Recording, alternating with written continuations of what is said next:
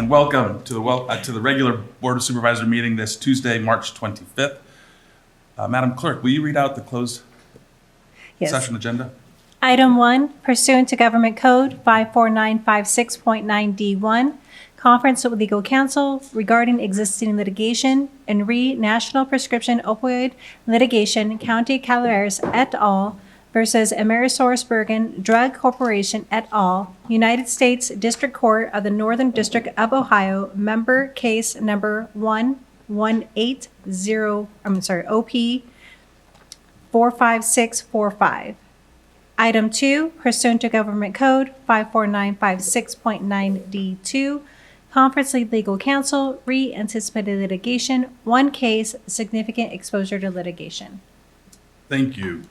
Is there any public comment? I can't speak this morning. Seeing none, we will go into closed session and be back at 9 a.m. for the rest of our meeting.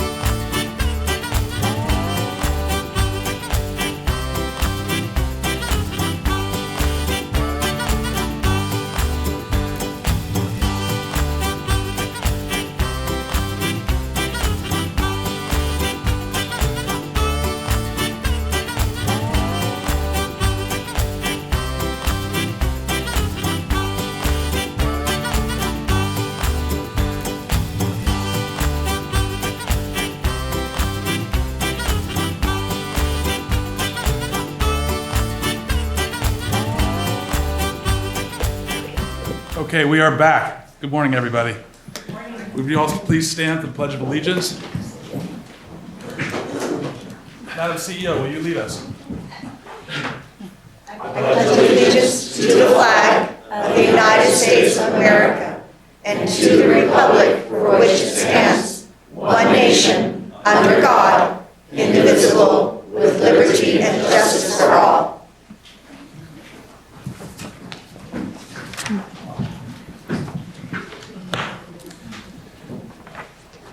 Madam Clerk, will you report out from closed session, please? Yes, item 1, pursuant to Government Code 54956.9D1, conference with legal counsel regarding existing litigation and National Prescription Opioid Litigation, County of Calaveras et al. Versus AmerisourceBergen Drug Corporation et al., United States District Court of the Northern District of Ohio, member case number 1180, OP 45645. Board action, no reportable action taken. Item 2, pursuant to Government Code 54956.9D2, conference with legal counsel, anticipated litigation, one case, significant exposure to litigation. Board action, no reportable action taken. Thank you. We'll move on to staff announcements. Are there any staff announcements today? Mr. Holt. Morning, Clerk. Just a quick one. Tomorrow, 9 a.m. in the next room over, we are doing our CWPP, Community Wildfire Protection Plan kickoff meeting. So we are taking on rewriting and updating the 2020 plan. That'll come with quite a few workshops and things within your district. So I'll work to schedule those with you guys out for the next year. But it's a pretty heavy take with a lot of community involvement. So if you're available tomorrow, 9 a.m., a couple of you have done that, but like I said, I'll get with you guys and we'll plan workshops so that you can attend those with us. Thank you. Thank you. Any other staff announcements? We'll move on to recognitions and acknowledgements. Item 3, Proclamation Health and Human Services Agency, adopt a proclamation declaring the month of April 2025 as Child Abuse Prevention Be the One Month in Calaveras County. And I'll hand the gavel over to Supervisor Andal.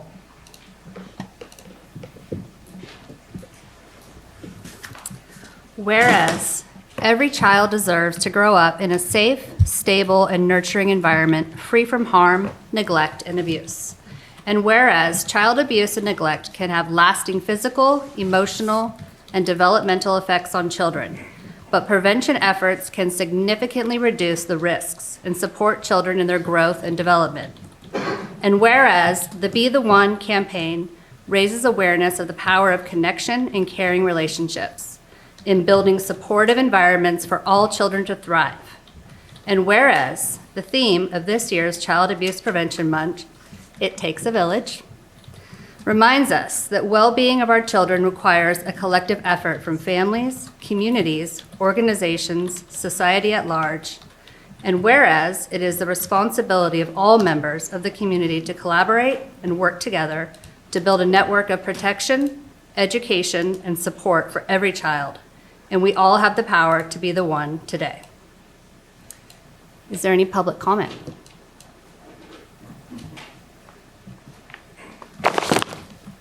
Good morning. Thank you for having me here today, members of the board. My name is Amy Eves, and I serve as the Executive Director for First 5 Calaveras. I am here today on behalf of Prevent Child Abuse Council to express our heartfelt gratitude for proclaiming April as Be the One Month in Calaveras in honor of National Child Abuse Prevention Month. Research consistently shows that nurturing connections are essential to the health and well-being of children. The 2025 theme for National Child Abuse Prevention Month, It Takes a Village, underscores the importance of positive, supportive relationships in preventing child abuse.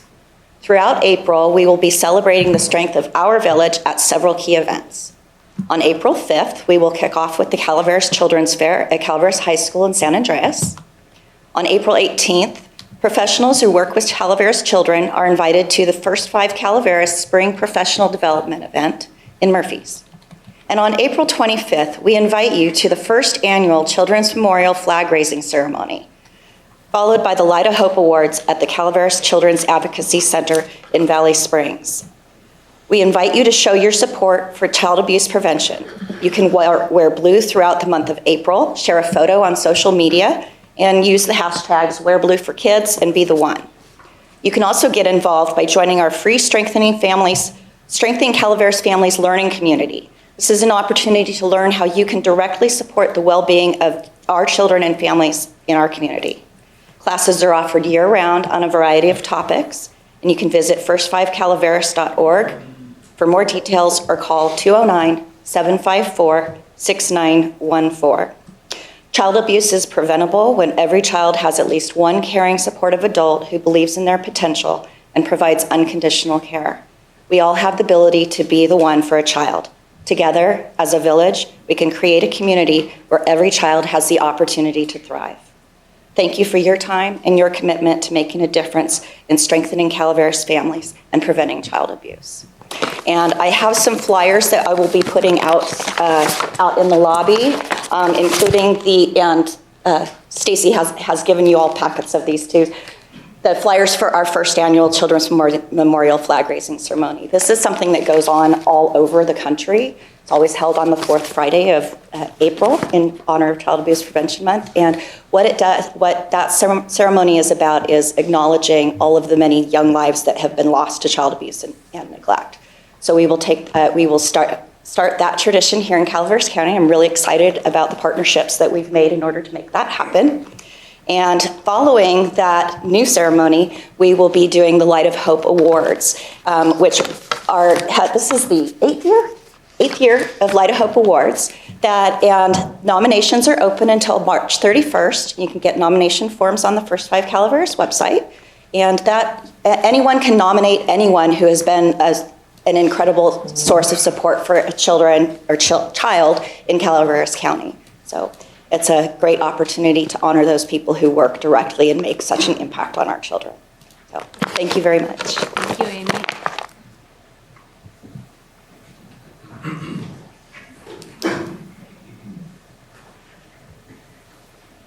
Good morning.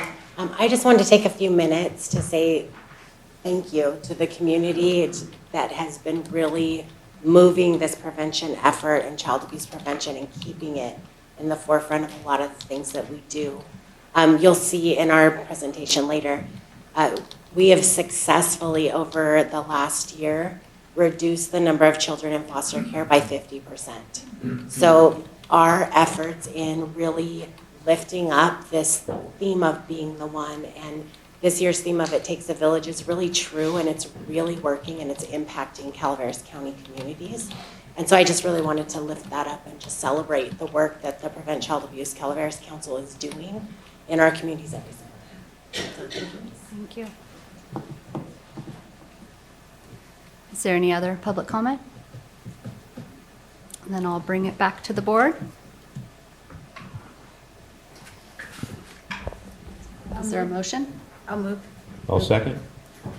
All in favor? Aye. Aye. Now therefore be it proclaimed that the Calaveras County Board of Supervisors, this 25th day of March 2025, does hereby declare April 2025 as Be the One month in the County of Calaveras. Thank you.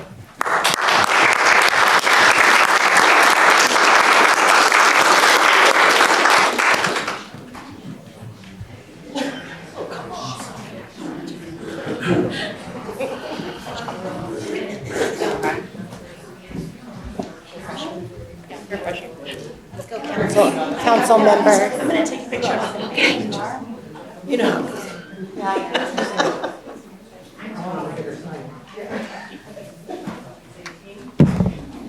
I'll just sit next to you.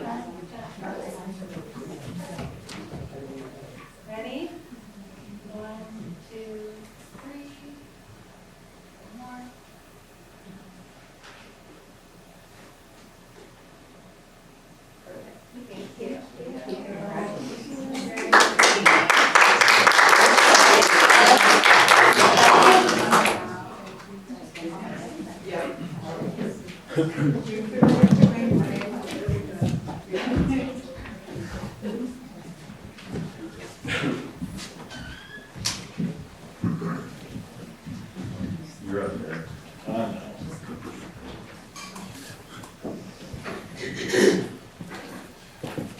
You worked with all these fine people, didn't you? I did. How long were you Very blessed. with after Five?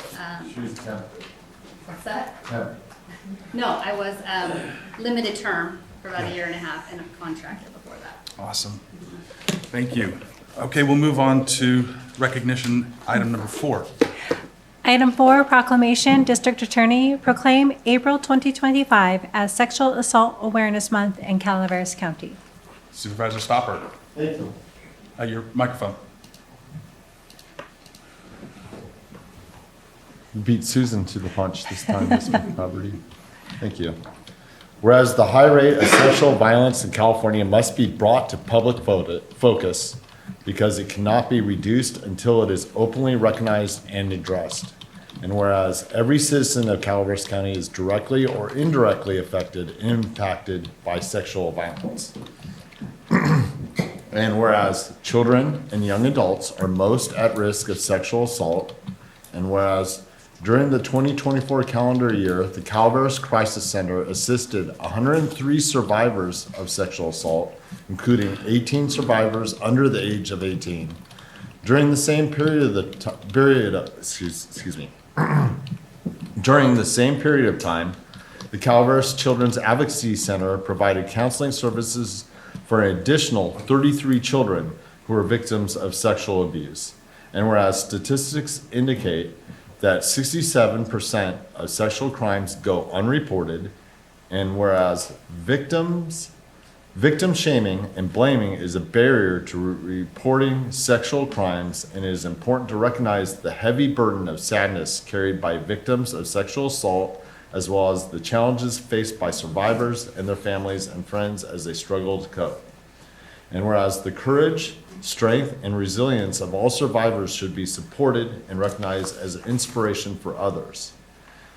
And whereas the Calaveras County Sexual Assault Response Team, SART, is committed to helping victims of sexual assault crimes with a coordinated and effective response through the dedication and hard work of its 4 sexual assault forensic examiners led by Dr. Dean Kaleda, the Sheriff's Office, Angels Camp Police, the District Attorney's Office, the Probation Department, Calaveras Health and Human Services Agency, the Resource Connection, Calaveras Crisis Center, and Children's Advocacy Center, Dignity Health, Mark Twain Medical Center, and Mark Twain Healthcare District. So is there anything that Buddy would like to say anything? Good morning, Barbara Uke, District Attorney. How fitting that we're following our good friends at the Prevent Child Abuse Council and Health and Human Services Agencies. And I see some CASAs in the room and some other partners in the Child Abuse Awareness Month, Prevention Month proclamation. Because in Calaveras County, sadly, sexual assault is primarily sexual assault against children. By way of example, currently my office is prosecuting a number of sexual assault cases. In one case, we have numerous children from one family who were sexually abused for many, many, many years. We have another case where there's 2 children in one family that were sexually abused for many years. We have another case with 3 victims. They reported as adults. One actually didn't report. We had to seek out this other victim. That demonstrates the point that a lot of victims do not report. They have to be found. Within the last couple of years, we've sent numerous sexual offenders to prison, including one man who raped an 8-year-old girl. I feel guilty bringing everybody down after we had such a great moment with the Be the One information and all the good work that our partners are doing. But those are the facts, and that's kind of something that is going on in the county. I think it's important for you to realize and for the public to realize because of the important work that needs to be supported and the victims that need to be supported.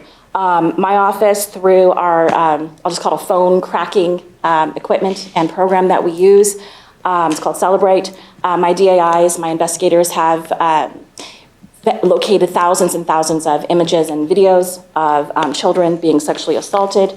That work is so important because not only does it help us build strong cases, it also helps us find additional victims, because once again, victims don't always report. And last year, I'm very proud to tell you that one of my investigators, DA investigator Mike Stone, was a recipient of the Light of Hope Award. Another key component to our efforts is the sexual assault response team. And I think Robin would like to speak to you about that.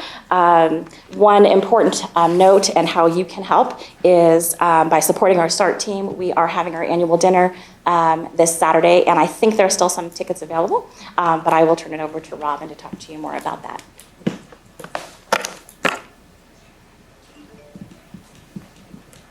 Good morning, Board. Thank you very much for having us here today. Robin Carter with the Crisis Center and Children's Advocacy Center. This is also Susan Lang. Susan oversees our advocates in the office. Yes, our SART fundraiser is this Saturday, the 29th at the Town Hall. I do still have tickets available. You can give me a call, 754-1300. I'd be happy to even deliver them to you. Doors open at 5 o'clock. It's going to be a great event, and our only fundraiser we have for the SART team. I want to say, first of all, that I am very honored that we get to take part in the first flag raising going to be held at the Children's Advocacy Center. The other thing that I also want to say is that we're very fortunate here in Calaveras County with the Crisis Center and at the Children's Advocacy Center is we have therapists, child therapists and adult therapists located at both of our sites. That is kind of unheard of, and we're very, very lucky to have that to serve our children and to serve our adults that have been victims of sexual assault. I also want to thank our entire team, all of my staff. We work so well with the Sheriff's Department, with probation, with the DA's office, and we're very lucky in our small rural community to have all of these partners wrap around our victims. So I just want to thank everybody. Thank you. Any further comments?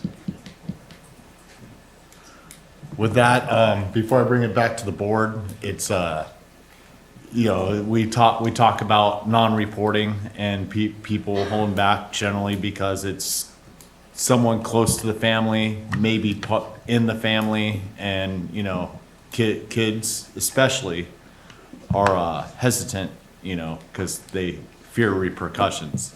So it's a tight-knit community. If you see anything, please reach out and, do support, because these type of things affect people for the rest of their lives. So with that, I'll bring it back to the board. I'll move this. I'll second. Okay, a motion by Ms. Sandal, second by the chair. All those in favor? Aye. With that, now passes 5-0. Now therefore be it proclaimed that the Calaveras County Board of Supervisors this 25th day of March 2025 does hereby declare April 2025 as Sexual Assault Awareness Month in the County of Calaveras. Hard one to clap for, but thank you for the good work.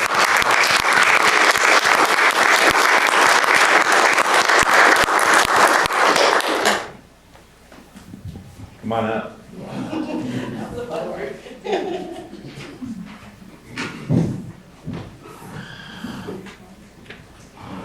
I'm supposed to go. Are you?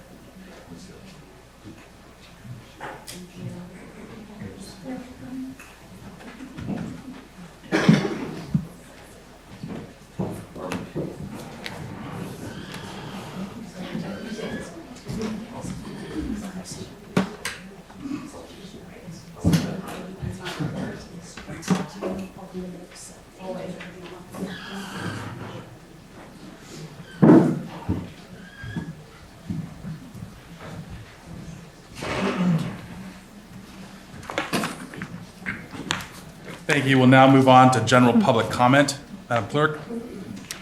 Any item of interest to the public that is within the subject matter jurisdiction of the board and is not posted on the consent or regular agendas may be addressed during the public comment period. California law prohibits the board from taking action on any matter which is not posted on the agenda unless it is determined to be an emergency by the Board of Supervisors. If public comment is completed before the 30-minute allotted time period, the board may immediately move to the next order of business. If public comment is not completed during the allotted time period, it will be continued as the last item of business in order to provide an opportunity for the remainder of the comments to be heard. Thank you. Do we have any public comment today? Mr. Butner? Good morning. My name is Christopher Butner, publisher of Calaveras2026election.com. I'm going to read this California Public Records request emailed on March 25th, 2025 at 8 a.m. Pacific Standard Time to Sarah Edwards, Calaveras County Civil Counsel. Good morning, Ms. Edwards. Martin Huberty is a public official currently serving in the full-time capacity of District 3 Supervisor and Board of Supervisors 2025 Chair, while also currently serving in the full-time capacity of Executive Director of the Calaveras Visitors Bureau, a California nonprofit mutual benefit corporation, which is more than 90% publicly funded by Calaveras County transient occupancy tax per the Calaveras Visitors Bureau IRS filing for fiscal year ending June 2023. The above fact pattern is relevant in as much as it establishes that this public official earns 2 taxpayer-funded salaries, all or in part as compensation for 2 40-hour-per-week positions. Therefore, with the warning letter dated February 3rd, 2025, from the California Fair Political Practices Commission to this public official, Martin Huberty, upon the FPPC's Enforcement Division having completed its review of the facts in this case, number 2023-00471, I submit this public records request for 1, an accounting of this public official of the number of hours required of them to successfully complete the Fair Political Practices Commission's political reform education program course mandated to remediate their double-digit violations of the Political Reform Act for failing to timely disclose economic interests on their Statements of Economic Interest Form 700, and 2, to determine whether any of this remedial state-mandated education occurred during the business hours of this public official's 80-hour work week consisting of dual 40-hour full-time positions at taxpayer expense, all or in part. This is a request for a public official's accountability. The public has a right to know how much time this public official, Martin Huberty, has spent on this remedial activity, and if this remedial activity was conducted at any time during Huberty's taxpayer-compensated 80-hour work week, when he's expected as a public official to be working exclusively on behalf of the public that is paying both of his salaries. Specifically, the responsive records being requested are Huberty's test logs indicating the cumulative time this public official spent on the FPPC's Political Reform Education Program course, and the date time stamps of each instance of his sessions. My name is Christopher Butner, publisher of Calaveras 2026 election.com. Thank you.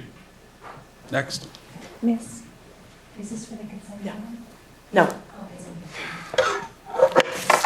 Thank you. Good morning, Calaveras County Board of Supervisors. My name's Julie Threet, and I'm appearing before you today to appeal to your sense of duty to protect the members of your community from the COVID-19 vaccine and support any victims who have been injured. I'm from Butte County. In January 2021, I worked for public health. I took 2 shots of Moderna to save my community, and as a result, I got a lesion on my brain. I've had both retinas detach, and I'm now suffering from a heart condition. I was forced to resign that position when they required the booster, which I knew would kill me. So for the past 3 years, I've been speaking out against this dangerous product, and I'm traveling in person with another whistleblower, Ronald F. Owens Jr., to alert as many other counties in the state as possible. You're number 17. My request is for you to have an official agenda item set as soon as possible to hear directly from medical freedom doctors. I've got a list here of 13 I'll give to your clerk, who will describe how this vaccine is harmful to every human being and should never be injected into pregnant women, healthy children, or our military.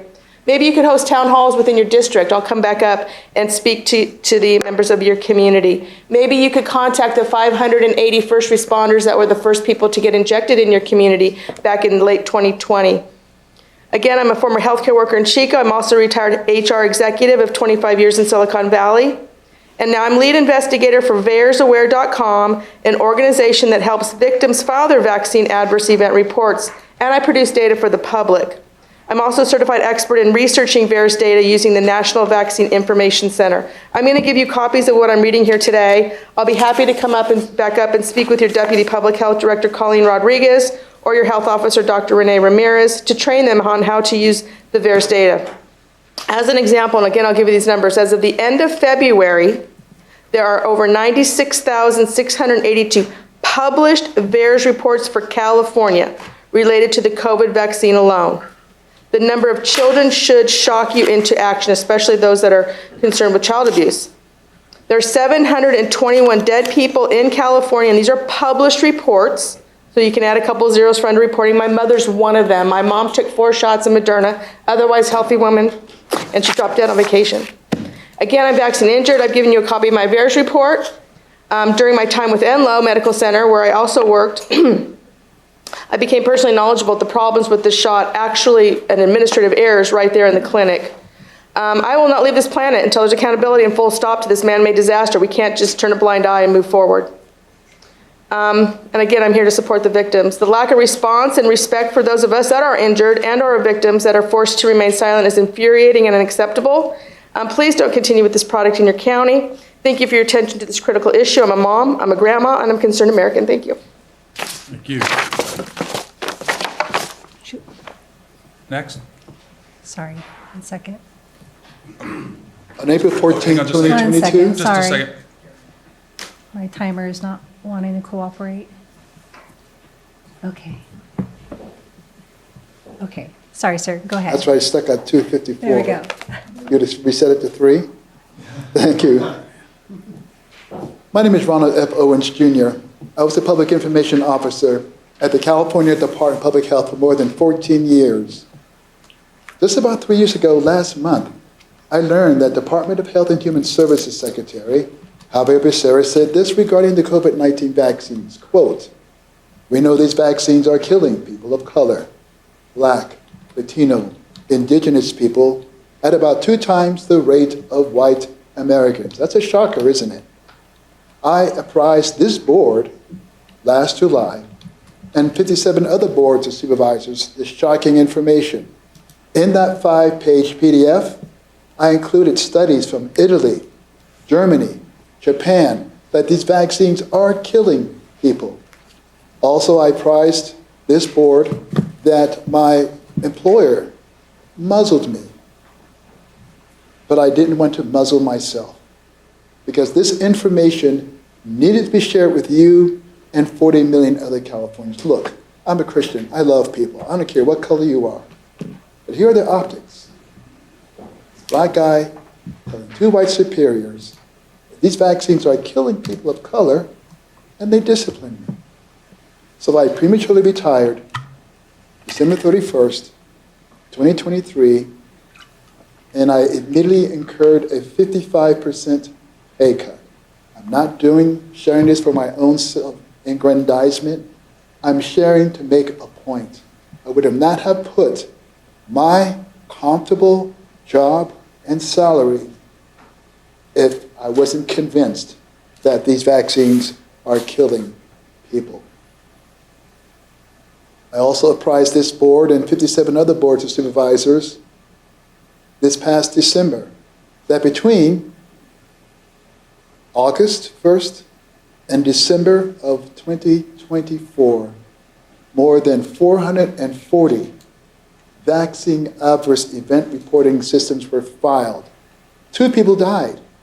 If the Board of Supervisors had listened to me last July, perhaps that man and that woman would still be alive. Since then, an additional 100 to 150 people, these all Californians, are suffering because of these COVID-19 vaccines. According to Health and Safety Code 101025, you guys have a statutory responsibility to promote and preserve the public health. I urge this board to tell their pharmacies, to tell these hospitals in your county to stop administering COVID-19 vaccines. Again, as Julie Threed noted, I'm willing to come back anytime to share with you and also present subject matter experts to share with you how these vaccines are affecting women, children, people of all ages. Thank you for your time. Thank you very much. Next. Good morning. I am a resident of Calaveras County. I come to you today as a mother. At age 24, my son, who was in the medical field as a first responder, was required to take the whole vaccine series, including the booster. At each intervention of this, he became deathly ill, barely able to get out of bed, and at each one of these incidences, we thought we were going to lose him. It was that bad. He had approached his employer. The employer said they did not care, that in order to keep his job, he was still going to have to do this. We did a exemption by religious way, and we are Christian. That was denied as well. So he was forced to take this whole mandated series. My son, who started out in the medical field in health and fitness, he's on his way to becoming a nurse right now. Very healthy, very health conscious, educates people on health, developed a blood clot after the vaccination. And luckily they were able to give him the treatment, the blood thinner, and absolve it. But since then, his health is not what it used to be. He is a young man and he has no energy. He's not the same person. So I have literally seen the effects of what this vaccine has done. And I see on the Calaveras Public Health website that they're offering a $45 gift card and gas to take the flu shot.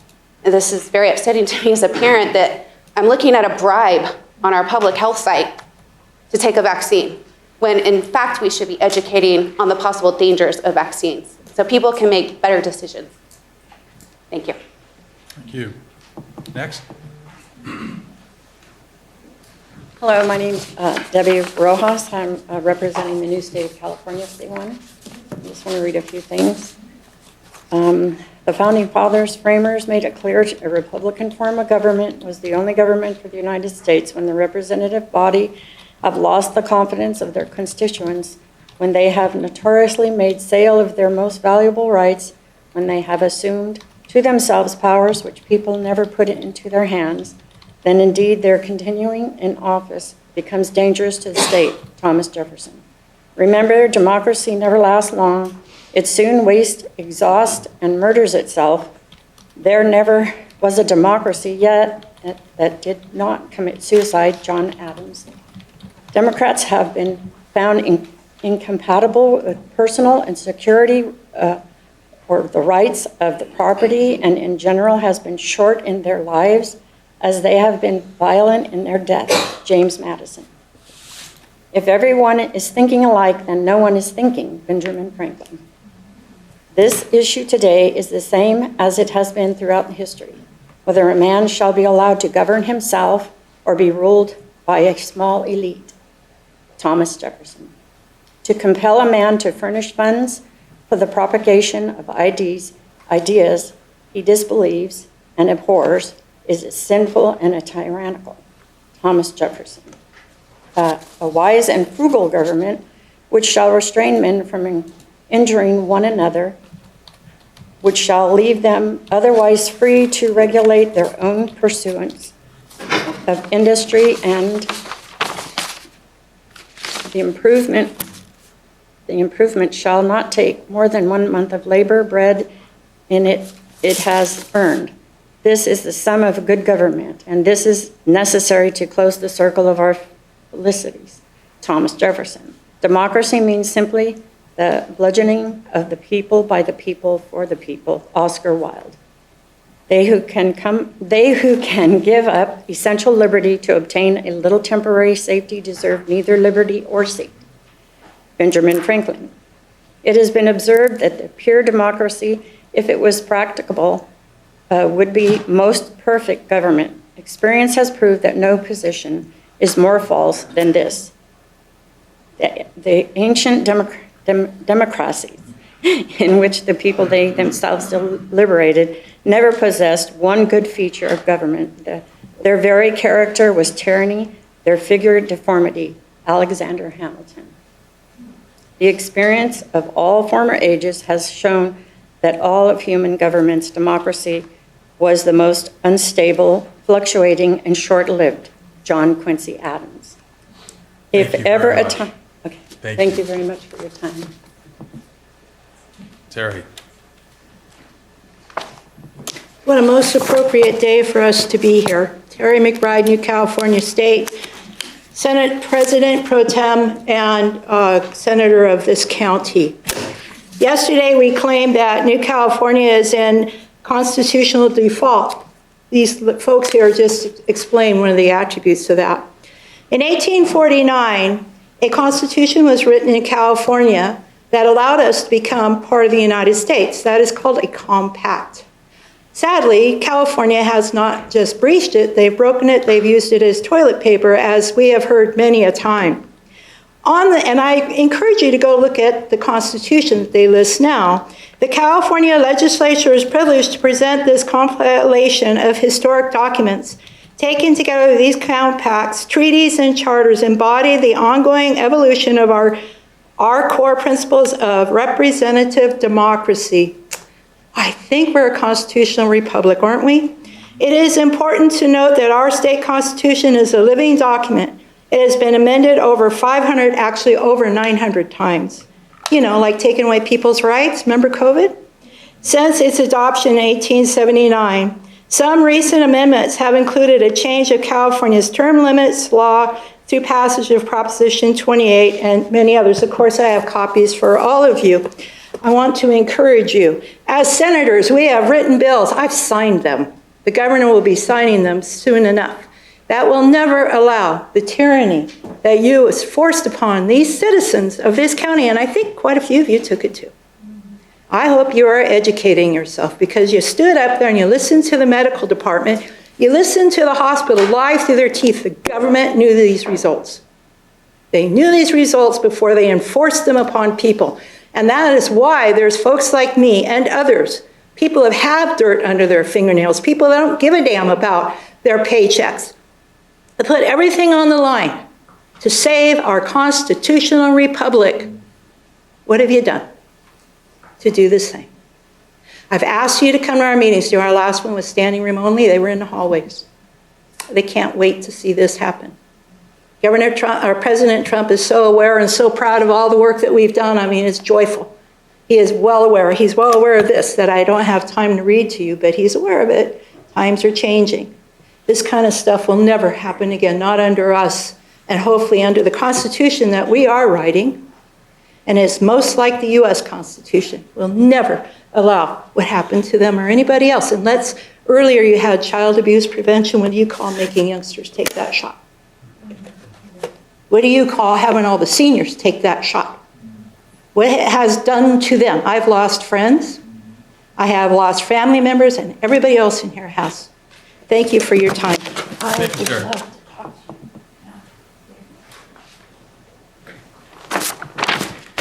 Good morning, board. My name is Mike Thomas. I'm a 30-year resident of Tuolumne County, and I'm here today in support of Ronald Owens and Julie Threet and what they are doing throughout the state. I had one confirmed case of COVID in November 2020. I am unvaccinated against COVID, and I've not had it ever since. Everyone I know who has been vaccinated has been sick with COVID at least 3 times, some as many as 5 times. And I'm sure that most people in this room are not unfamiliar with that type of situation. In September 2021, interesting timing, the CDC changed its definition of a vaccine from a product that stimulates a person's immune system to produce immunity to a specific disease, protecting that person from that disease, to this new definition, a preparation that is used to stimulate the body's immune response against diseases. That's directly off the CDC website. So according to the CDC's own definition, the vitamin C that I took last night is a vaccine. The colostrum in a mother's breast milk is most definitely a vaccine. I read an article from the Mayo Clinic last night also about how vegetables stimulate the immune system to help protect against disease. So according to the Mayo Clinic and the CDC, broccoli is also a vaccine. So in fact, due to my diet, I hereby forever now identify as fully vaccinated against COVID. But seriously, why did they change that definition from one claiming immunity to a specific disease to a virtually meaningless definition? Do your own research, but I think they did it because they wanted the same product liability protections that real vaccines get. And now all the people who are getting injured and dying from this thing that isn't a vaccine and doesn't even work have no legal recourse. I'm holding a copy of the childhood vaccine schedule printed from the California Department of Public Health. Are you aware that on this schedule it calls for 5 COVID shots prior to kindergarten? Whatever happened to first do no harm? Whatever happened to informed consent? Don't we just have uninformed coercion? We are supposed to have a government of the people, by the people, and for the people. That makes local government the tip of the spear. You are the top dog, not the other way around. You're supposed to be telling the state what your constituents want. You're supposed to be helping to protect your constituents. Are you? Please do that, and please tell the state to stop the COVID shots, especially in babies. Thank you. Thank you.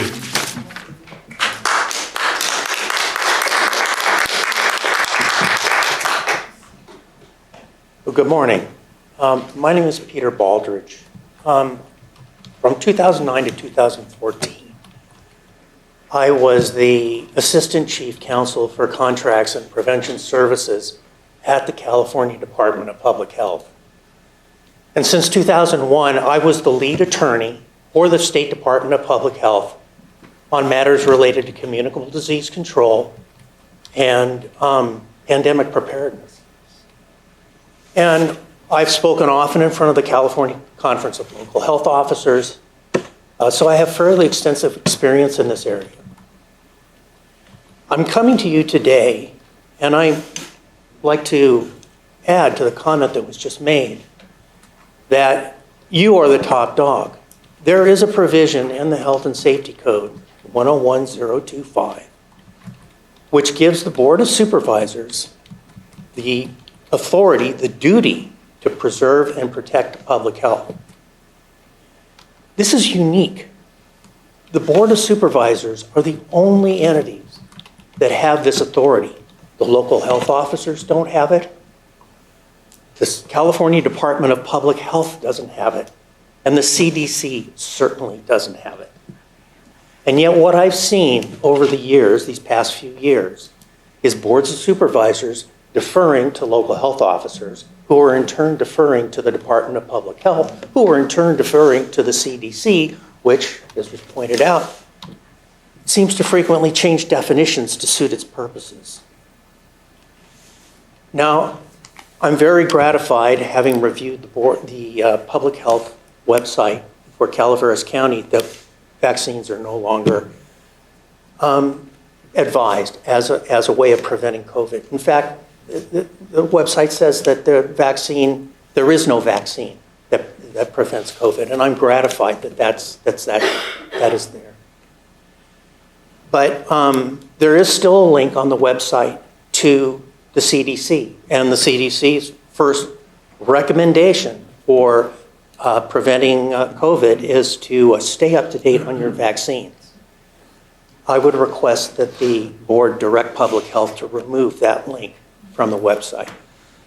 The other thing is that pharmacists and physicians in this county are still administering these vaccines, despite a horrific safety profile, which I will not go into further because I think it's been well explained today.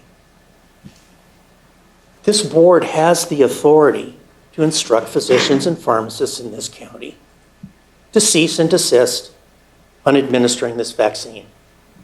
Every time the vaccine is administered to a resident of this county, there's a great risk of harm to that individual. The VAERS reports on this vaccine are off the charts. More adverse events have been reported for these vaccines than all other vaccines combined. Thank you very much. Thank you. Thank you for your attention.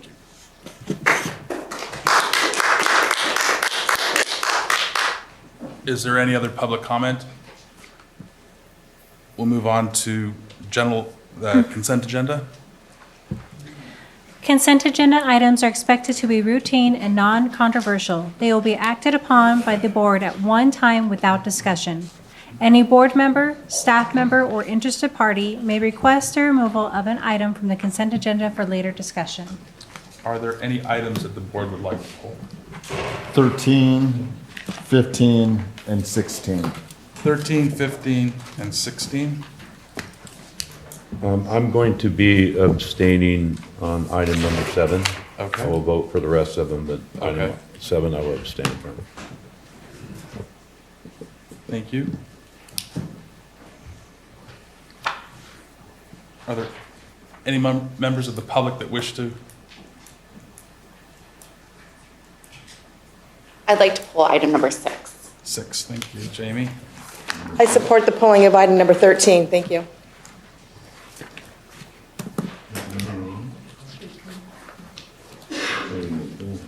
No. Is that it? Then we'll move on. Do I have a motion for the rest of the consent agenda? So moved. Second. We have a second. All in favor? Aye. So that's 5-0 except for item number 7, in which Supervisor Toffenelli abstained. Item number 6, Jamie?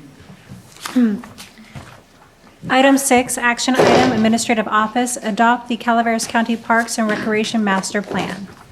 I've pulled this item to add some additional information and bring back to you at the next meeting. Thank you. We'll move on now to item 14. Oh, actually, hang on. Do I have any public comment regarding that?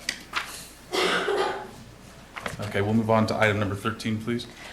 Item 13, Resolution, Public Health Services. 1, authorize the board chair to sign an agreement with Renee Ramirez, MD, to serve as Calaveras County Health Officer for the period of July 1, 2025 through June 30th, 2026 for the not to exceed amount of $166,400. 2, adopt a resolution reappointing Renee Ramirez, MD, as the Calaveras County Health Officer effective July 1, 2025 through June 30th, 2026, pursuant to the aforementioned agreement. And 3, authorize the Director of Health and Human Services or designee to sign any subsequent amendments to this agreement so long as the not to exceed amount does not increase.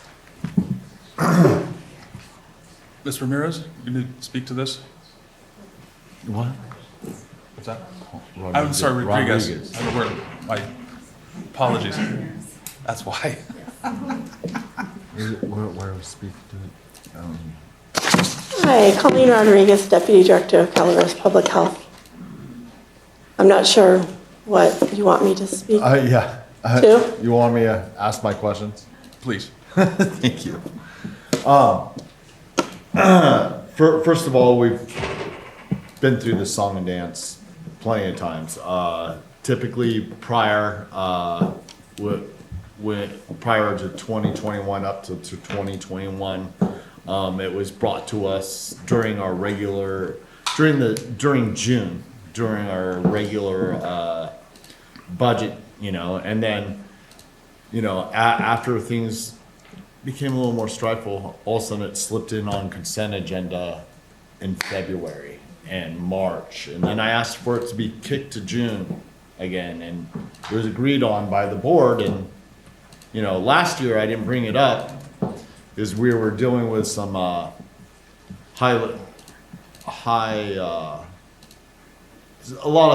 there was things that was taking my attention, so I didn't pull it last year, so I didn't quickly forget,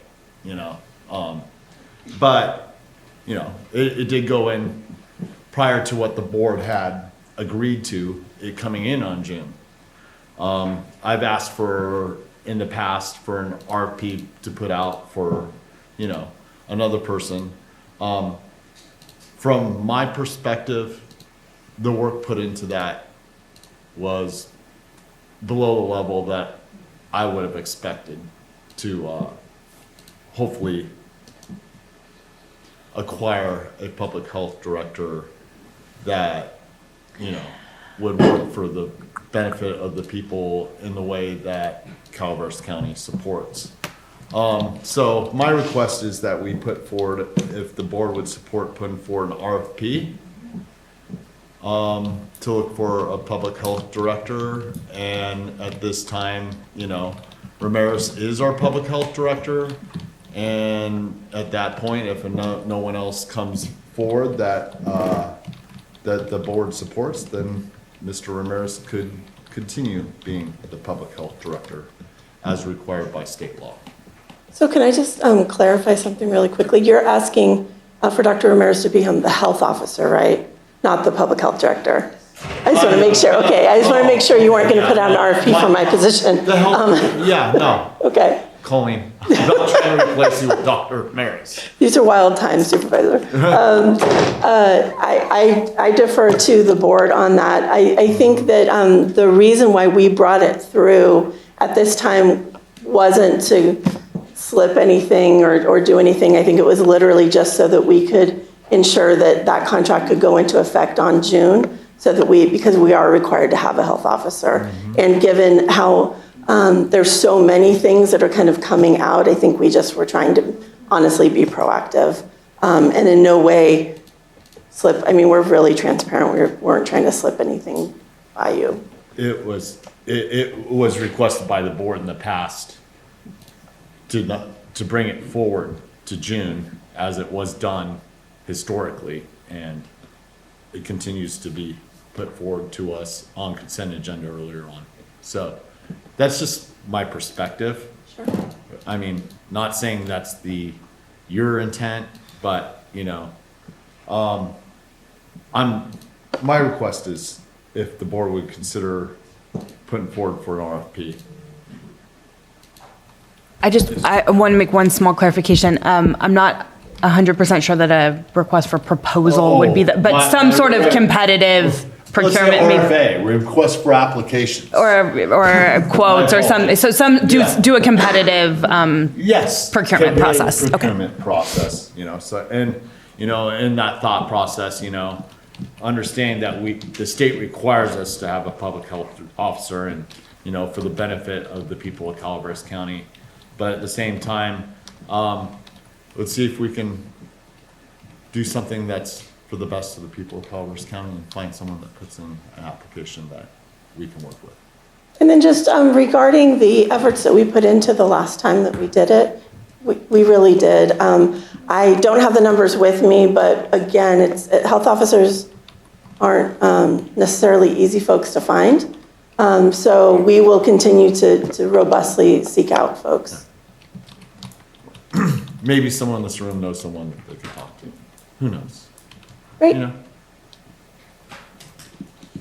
Supervisor Toffenelli, do you have any comment? Nope. I think it would be a relatively short time to go out for an RFP or anything like that. I'm not sure. I think, as you brought up the last time, I think he was the only one that even came forward. So if you want to prepare something for next year, and if we want to do this now, and we don't get any responses, he may just say it's the end of my contract, and then we don't have an office. So I'm fine with this for right now. Supervisor Follendorf? I agree with Gabe. Supervisor Randall? Yeah, I would just need to know a little bit more about the timeline of the process. I'm just concerned that would we get all this back and be organized by June and put us in that position. But I think that it's good to always explore what our options are if timelines allow. Is there any public comment regarding this item? We have online public comment as well. You have no comment? Not yet. Go ahead. Great. Yeah, thank you again, Julie Threet from Butte County. When I came up here for the general public comment, I saw on your agenda that you've got this contract up, and I feel your pain. Butte County went through the same thing. Our Dr. Canton was our medical officer. He lived in Patterson, down south, and then he moved to Chicago, and we still had him employed. We did recently then hire Dr. Baudouin, and I brought his contract, I brought his job description, I brought everything with me that I'll give to you so you can help with this RFP process.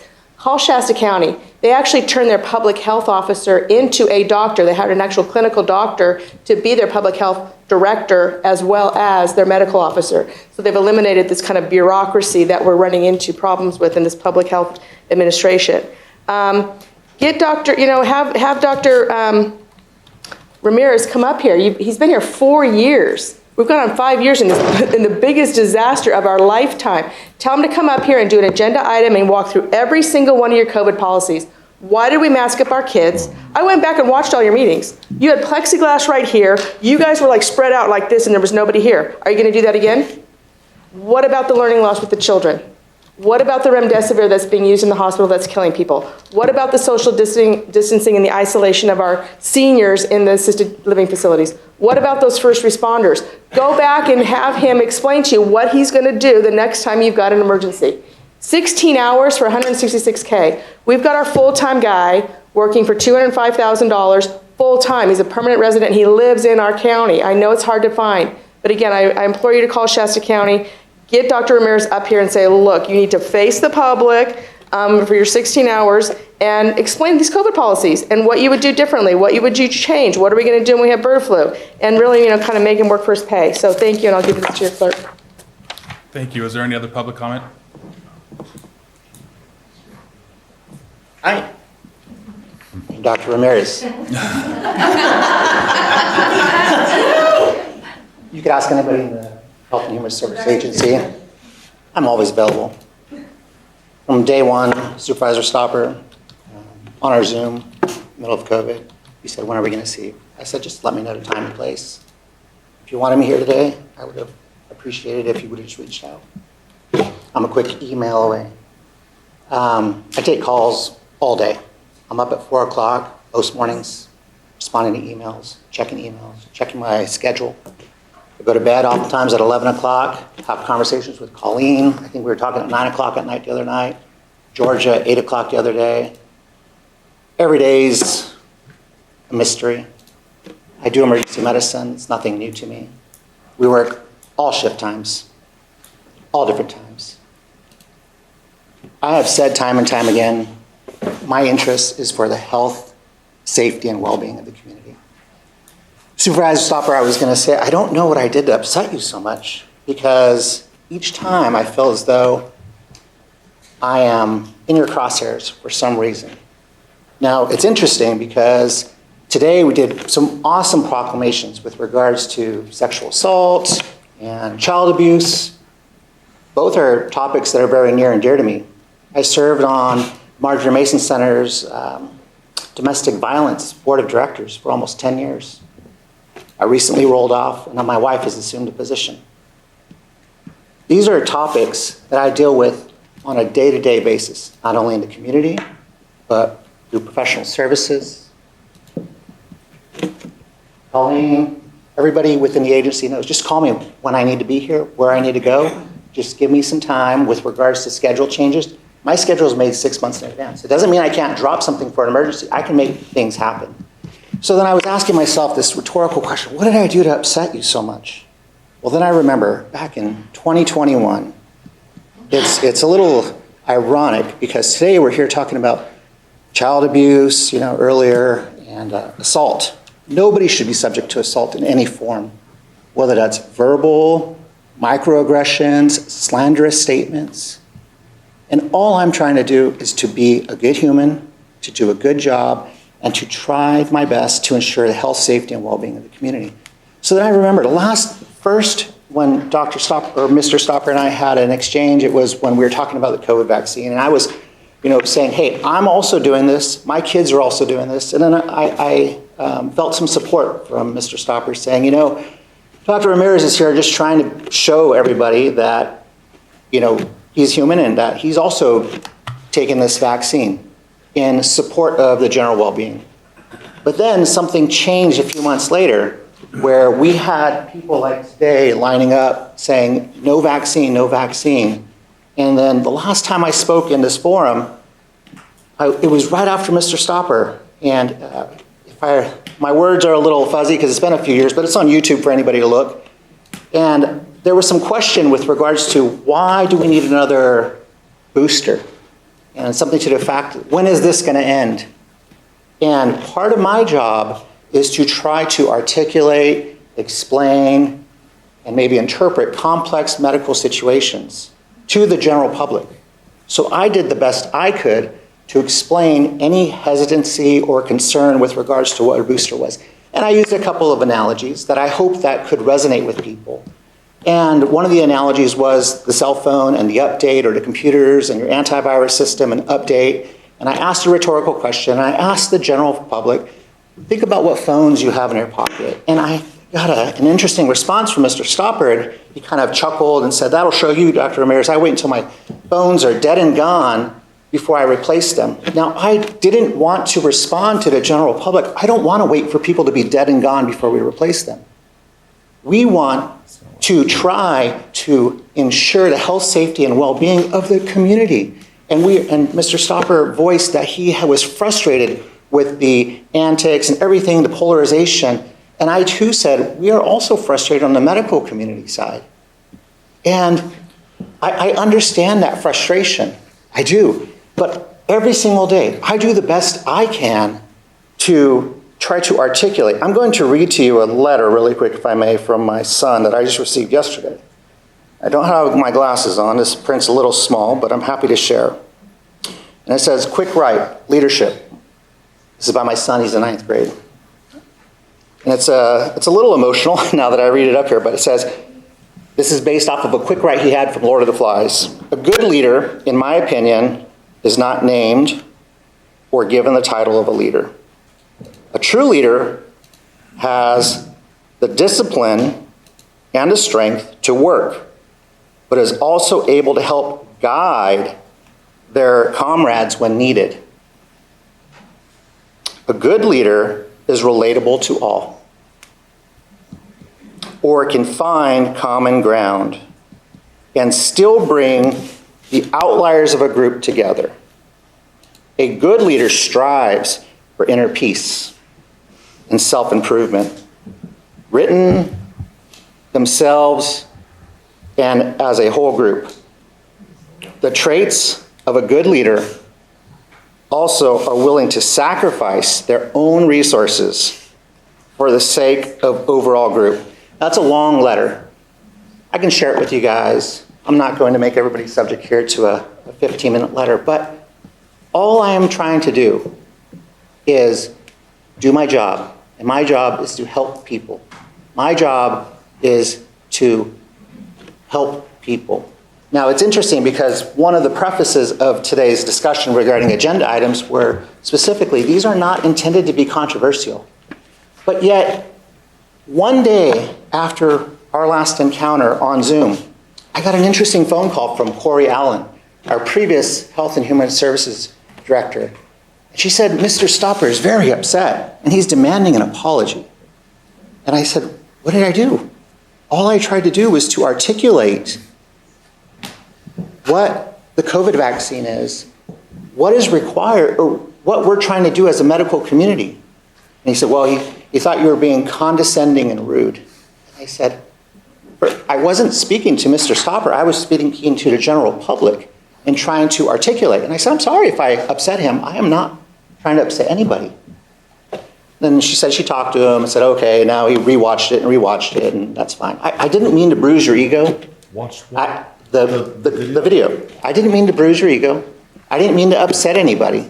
Doctor. But if an apology is what you want, I apologize. Okay, Doctor, thank you. I hear you. And, you know, you can go back and watch the video.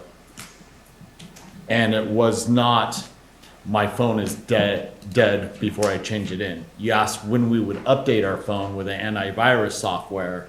So it could, I said, I don't update it right away because the updates don't always address the problem and mess the phone up. So I appreciate your point of view, Dr. Ramirez. The point is, I do need to sit down with you, and I can explain to you where I was coming from, but misquoting me once again is not going a long ways to mending the relationship.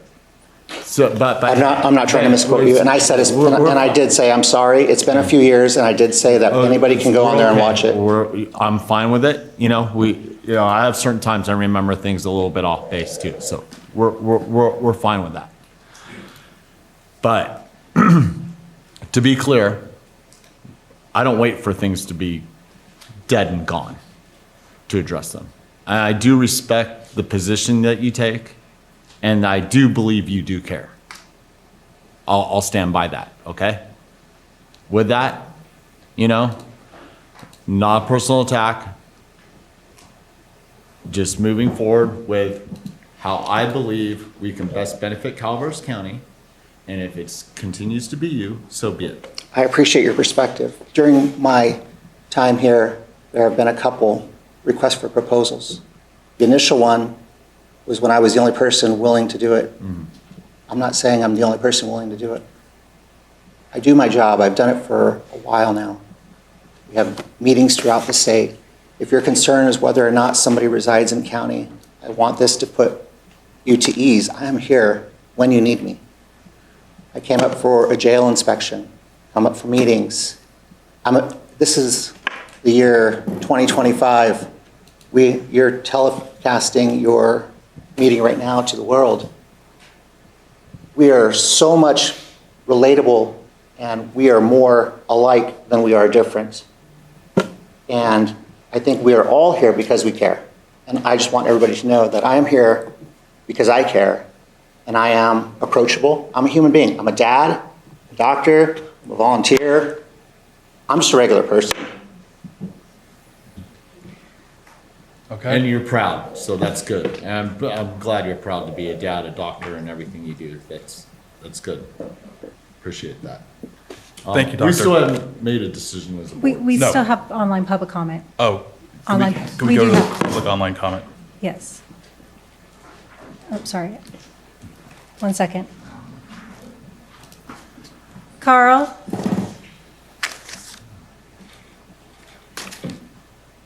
Mr. Stoughton, you can unmute.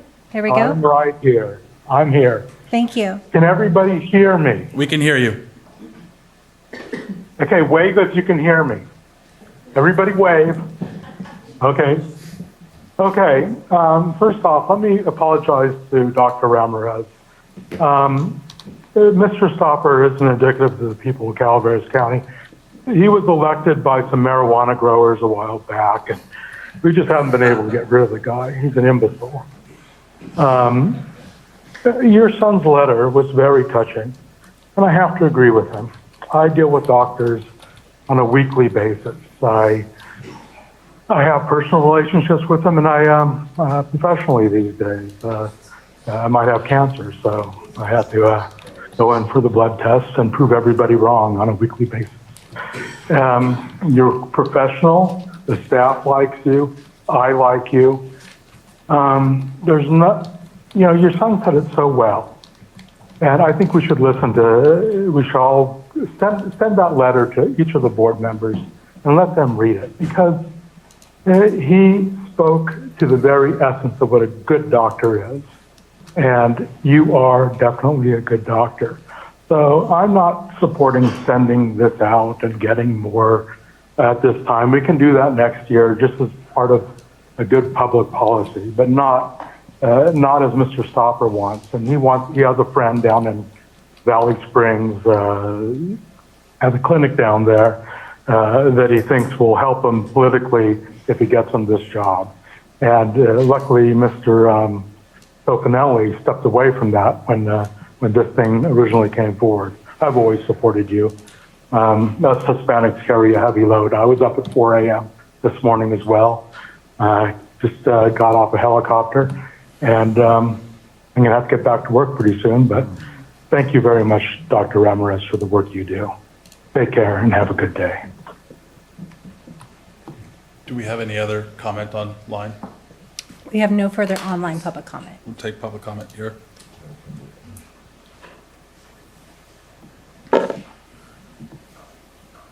Dr. Tomas Aragon, the director of the California Department of Public Health when I was there, he would always talk about having the meekness to say that I'm wrong. We were going on information at that time. Unfortunately, that standard was not applied in my situation when I apprised my management about the dangers of the COVID-19 vaccine. This is my 28th appearance before the Board of Supervisors. I feel like, and Julie Threet and others here are advocates for people who do not come, who may not watch. Last Thursday, I contacted the county health department, and I was handled very, very nicely. The ladies who picked up the phone, confirmed the email addresses because I had questions regarding the website. They were very, very friendly. I sent an email to the county health department on Thursday, and I don't know if it was ever received. I saw that I made a mistake in that email, and I resent a second email. Thus far, there's been no response, and there's some questions I had regarding your COVID-19 policy. I'm not sharing this to embarrass anybody, but I'm sensing if I have not received any response to the questions I had, and I'm not a member of the community, how many other people are not being properly served? This public comment is actually regarding item number 13 and Dr. Ramirez. Right. So- And Dr. Ramirez was CC'd or sent that email. Okay. So that's why this is germane. Okay, thank you. So, but back to the subject regarding the danger of the COVID-19 vaccine and what was decided back then. It was based upon information at that time. And as Julie Threet noted, what's going to happen with this candidate moving forward. Thank you for your time. Thank you.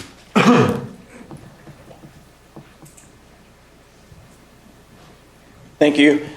I would just like to point out that Dr. Ramirez actually stepped up to the podium to speak during a time of public comment, and he was given over 10 minutes to speak. I know the item was about him, but he stepped up during public comment, and therefore his speaking time during that time should have been kept at 3 minutes. He could have returned if he was invited by you at another time to speak during this agenda item, which would be available under the Brown Act, but as he did it, he should have been cut to 3 minutes.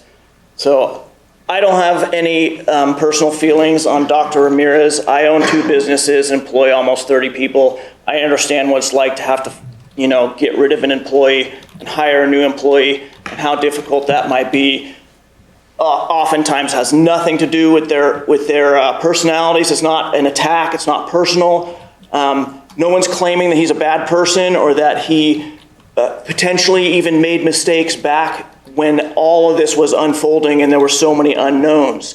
However, with all the additional information that we have since then, maybe it's prudent to really look for a new person, even though that is not the easy road. It's the hard road.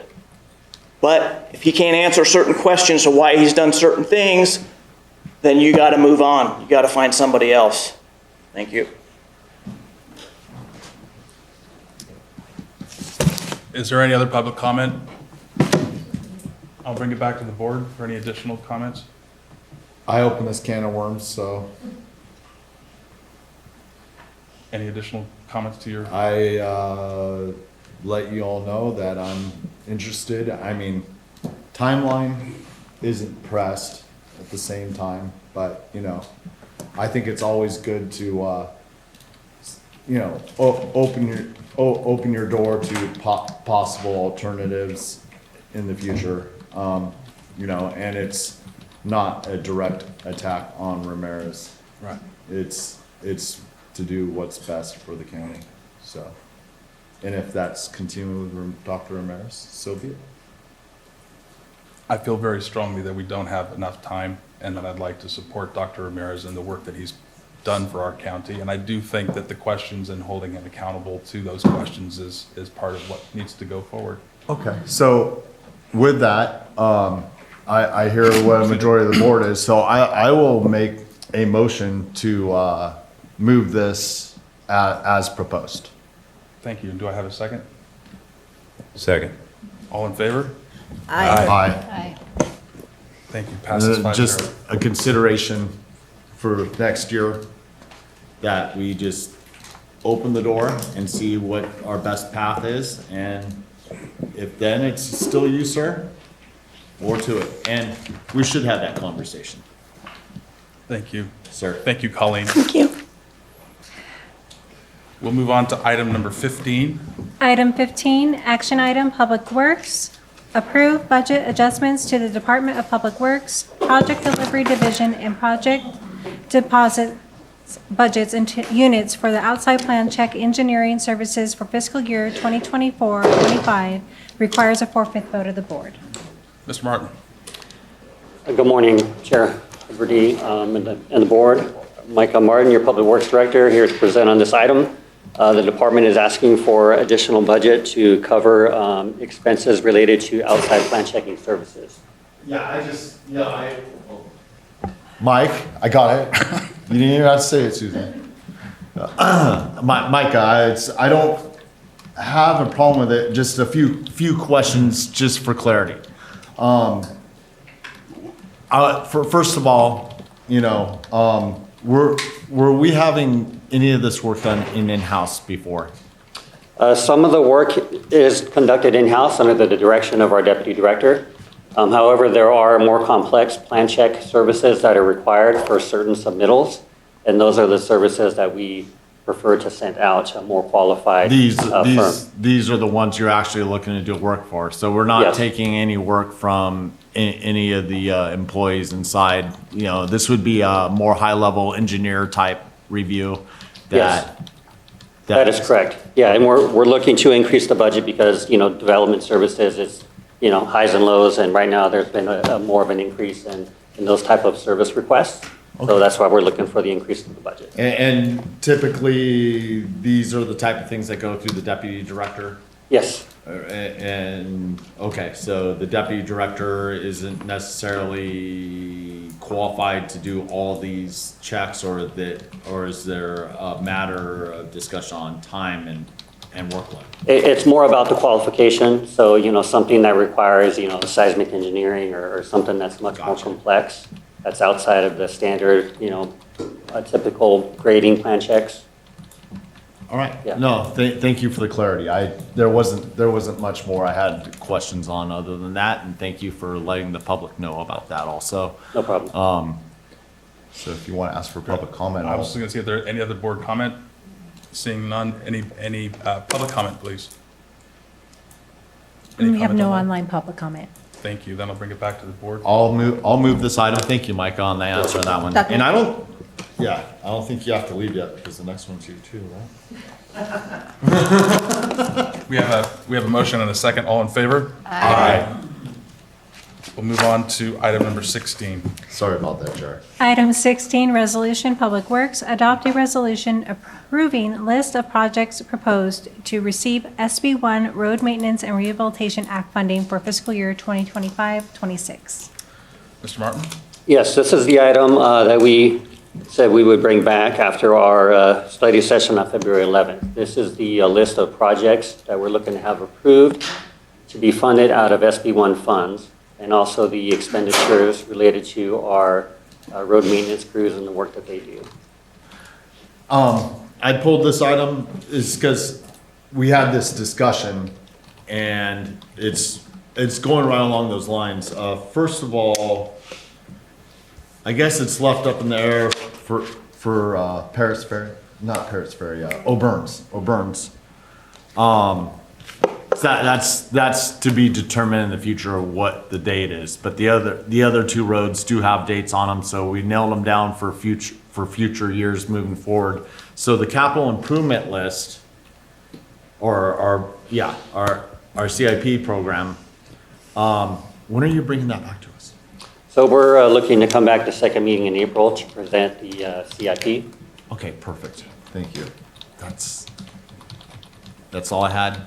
Okay. I had some constituents that had a few questions on it, and they just they want to make sure that Hartfixon gets redone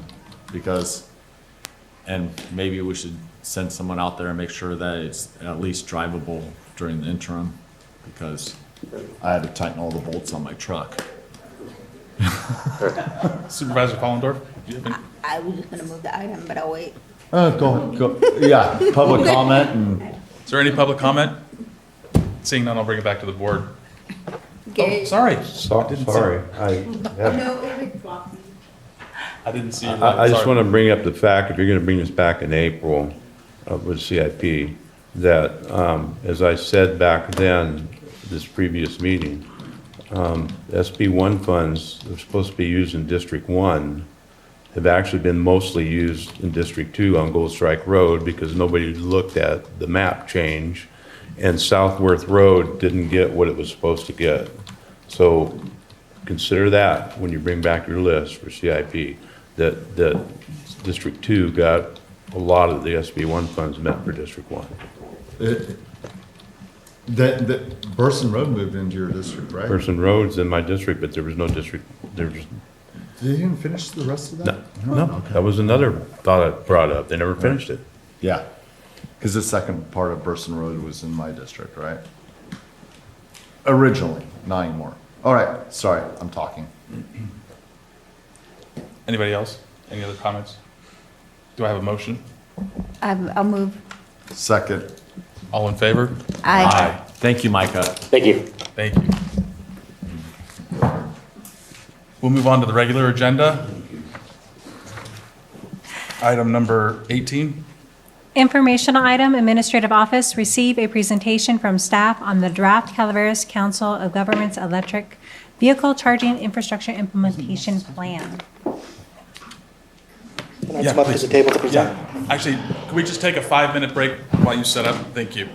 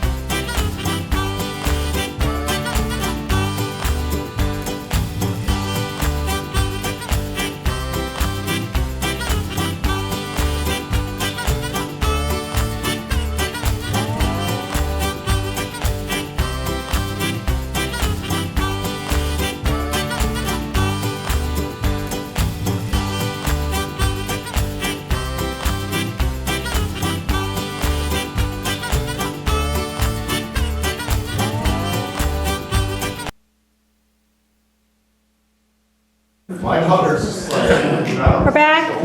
We're back. Thank you, we're back. Madam Clerk, we'll go on to regular agenda item 18. Informational item, Administrative Office, receive a presentation from staff on the draft Calaveras Council of Governments Electric Vehicle Charging Infrastructure Implementation Plan. Mr. Marcos. Good morning, Chair, members of the board. My name is Marcos Munoz, Assistant CEO here at Calaveras County. Today I'll be providing a presentation on the draft Electric Vehicle Charging Infrastructure Implementation Plan with the purpose of receiving any comments and feedback so that we can forward them to our consultant in the finalization of that plan, which will be brought back for approval once that plan is finalized. All right, so the agenda for today, I'm going to start with introductions, who was involved in this plan, go through the purpose of the plan. Oh, have to share my screen so that everybody can see it. Share Marcos, it's caring.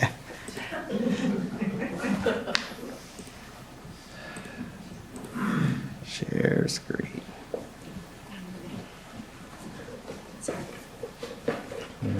Here it is. Perfect.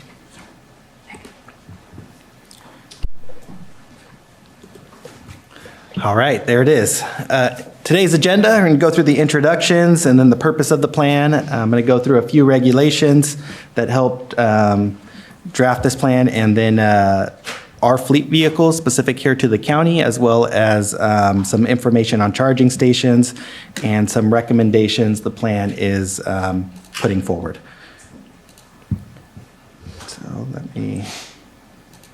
So introduction. So this plan, the lead agency on it was the Calaveras COG, so the Calaveras County of Governments. They're the lead agency with input from the County of Calaveras, as well as the City of Angels. And then the lead consultant was DKS Associates, as well as helping on it was Frontier Energy as one of the consultants also. So the purpose of this plan, the implementation plan is intended to guide charger deployment and recommendations for replacement of existing internal combustion engine powered fleet vehicles with electric vehicles for Calaveras County and the City of Angels Camp's municipal fleets. So this plan essentially evaluates opportunities to replace our vehicles with EV purchases, as well as charging stations over the next 15 years. So a few of the regulations, and I do want to point out this is not all of the regulations that help craft this plan, but these are a few of the big ones that I wanted to touch on. The first is the Advanced Clean Fleet Regulations. So this is specific to public fleets. So this requires that all medium and heavy duty vehicles operated in Calaveras County to transition to zero emission vehicles, also known as ZEV. So for Calaveras County, this means 100% of new vehicles purchased starting in calendar year 2027 will have to be zero emission vehicles. So what does medium and heavy-duty vehicles mean? Essentially, that is any vehicles with the gross vehicle weight rating of 8,500 pounds or more. So that means examples of those are an F-250, Chevy Silverado 2500, a GMC Sierra 2500, a Dodge Ram 2500. So any of those or larger meet that medium and heavy-duty requirement. So again, that is starting in calendar year 2027 and beyond. We are required to replace any vehicles with EV or ZEV, zero emission vehicles. So there is an exception there. So part of the exception, it excludes authorized emergency vehicles as defined by Vehicle Code 165. Specific to the county, that is, it excludes those vehicles that are for use by peace officers in the performance of their duty. So that would be our sheriff's office, our DA, and again, this is medium and heavy-duty vehicles, I want to point out. It also has a vehicle exception that until January 1st of 2030, vehicles with snow removal are exempt until 2030, January 1st. Marcos? Yes. That includes probation too? For the, Yes, yeah, it's a peace officer, probation, district attorney, sheriff's office. There is another regulation, Advanced Clean Cars 2 regulations. So this is specific to our light duty vehicles, whereas the previous one referred to our medium and heavy duty. So in 2022, the California Air Resources Board voted on the Advanced Clean Cars 2 regulation. Essentially, they're scaling down light-duty passenger trucks and SUV emissions. And so under this regulation, passenger cars, trucks, and SUVs sold in California would be zero-emission vehicles by 2035. So if you look at the chart there, and I know, I'll try and zoom in on it, maybe not. The chart is very small, but it shows a certain percentage of vehicles sold in California have a requirement of being zero emission. If you follow the chart, as you get to 2035, that percentage goes up to 100%. At this time, unlike the other regulation that had an exemption on medium and heavy duty, this one does not have any exemptions. I do want to point out, I understand this is an ever-changing field right now. What's going on at the federal government may impact future regulations, but these regulations are currently in place right now, and so these are what this plan is based off of. So EV charging station permitting. So AB 1236, which passed in 2015, did go into effect in 2017, and it required all cities and counties to provide an expedited permitting process. And then AB 970, which passed in 2021 for counties with a population of less than 200,000, it went into effect in 2023. It basically made all EV charging stations, which was 25 charging stations or less, more of a ministerial approval process rather than discretionary. So meaning when someone submits a permit, it is approved automatically within 5 days with a couple of exceptions. However, the county is just responsible to telling the person who is submitting what they need to fix in order for it to be approved. So it has streamlined the permitting process so that EV charging stations process is much smoother, faster. So vehicles here at Calaveras County. Here is a list of sites and how many vehicles we have, and this is broken up by the light duty, medium duty, and heavy duty. So the replacement of medium duty and heavy duty begins in 2027. As you can see, the majority of those are here on the Government Center, and they are associated with Public Works. We have 41 medium-duty vehicles. The majority of those are with Public Works as well as the heavy-duty. The replacement schedule in the plan is in 3 phases. They're recommending that we begin replacing vehicles beginning in 2025 through 2028, and then phase 2 starting in 2029 through 2034, and phase 3 from 2035 to 2040.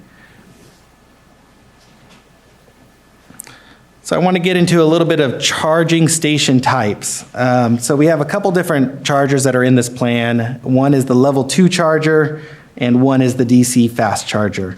The level 2 chargers are at a lower rate. They cost anywhere from $8,000 to $30,000. But they do have longer charging times of 4 to 12 hours, whereas the DC fast chargers do have a higher price tag on them, but they do charge anywhere from 20 minutes to an hour. And this is more on the level 2, different types of DC chargers from slow, medium, and fast. This next chart is popular vehicles and their charging time. So when you look at those level 2 chargers, let's take a Chevy Bolt, for example. A level 2 charger could take 7.4 hours to charge, depending on how much kilowatts per hour is put out by the chargers. But when you look at that DC fast charger, that Chevy Bolt can charge at 1.1 hours, which is significantly faster than that 7.4. This chart I have in here to show that not all vehicles have the same charging speed. So it's not uniform across all electric vehicles. And some vehicles, like the Chevy Bolt, can only charge at a certain rate regardless of how many kilowatts an hour the DC fast chargers are putting out. So for example, a 50 kilowatt DC fast charger with the Chevy Bolt charges at 1.1 hours, but even if it was a DC FC fast charger at 250 kilowatts, it still only has the ability to charge at that 1.1 hours, versus other vehicles can charge faster depending on how many kilowatts are put out.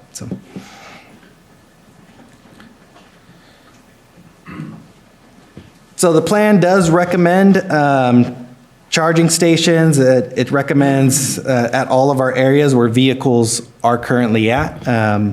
And this chart gives a breakdown of which charging stations they are requesting or recommending. So the government center, they're looking at a total for all of the government center where most of our vehicles are housed overnight, 49 versus the sheriff's office, also 49. And so a total throughout all sites of 152. So here is a plan. So when we worked with the consultant, we were asked to choose 2 sites, and it was recommended we look at sites where most of our vehicles are held at. So the first 2 sites we chose were on the government center property. One is called the West Lot, the West Lot being right outside, adjacent to the main entrance of this building, and that is what is on the screen right now. So the West Lot, it is showing level 2 chargers across there. One thing we did ask, and so I do want to point out, because on this West Lot as well as the Human Services building, we did ask if they can look at public chargers. And I do want to point out, and maybe this, if the board sees, maybe we recommend a fast charger here, because if the public does come and charge, going back to that other chart, it can take several hours versus a fast charger can be quicker. But at this time, the recommendation shows only level 2 chargers in the West Lot. And then we have the Government Center East Lot. This is over where behavioral health is, next to the Public Works Yard, where they list several chargers, and they do have a combination of DC fast chargers as well as level 2 chargers in this area. We also looked at the Sheriff's Office and probation. We added 3 more sites after the initial 2 based on the recommendation of the consultants. And so we added the Sheriff, Colombo, and Human Services. Those were based on how many vehicles are at those sites. Those were the top 5 sites where vehicles were stored. Again, with Human Services, my only recommendation to the board is we take a look and notice that there is no DC fast chargers. They are recommending the one that's right next to the handicap spot there as a public one, but it is also a level 2 charger. So if that's the board's input, I can definitely pass that on. We can keep them as level 2 or look at making them DC fast chargers. So that is the fast site, or the 5 sites. And then finally, the last 2 slides here are just the replacement schedule. They broke it up into 3 phases. You can see the west lot would be done in phase 1. In phase 2, the east lot would be started and completed in phase 3. In addition, the sheriff's office would also start in phase 1, but Colombo and Human Services wouldn't start until phase 2. There is a price tag on this of the total operating expenses when all is said and done is just under $7 million, and the total capital expenses are coming under just under $4 million. The intention of this plan is to, after we receive comment and feedback here, provide it to the consultant so that they can finalize, and the COG plans on taking this plan and looking for funding to help implement, along with support from the county and the city. I know that was a lot of information, but any questions, comments, feedbacks related to this? Any questions for the board? Seeing none? Are there any public comment regarding this? My name is Christopher Butner, publisher of Calaveras 2026election.com. This is the March 21st, 2025 edition of the Calaveras County News, also known as Valley Springs News. I'm going to read the letter to the editor on page 7, titled Officials Warned of Potential Disaster. This is applicable to responsible EV charging infrastructure development. Calaveras and its wildland urban interface communities are under an extraordinary new threat of a catastrophic fire of man-made origin and negligence erupting in Arnold behind Meadowmont Center. This threat has a name: Tesla Supercharger, Electric Vehicle Charging Station, EVCS. A rationally cited EVCS would have been a very desirable addition to Arnold.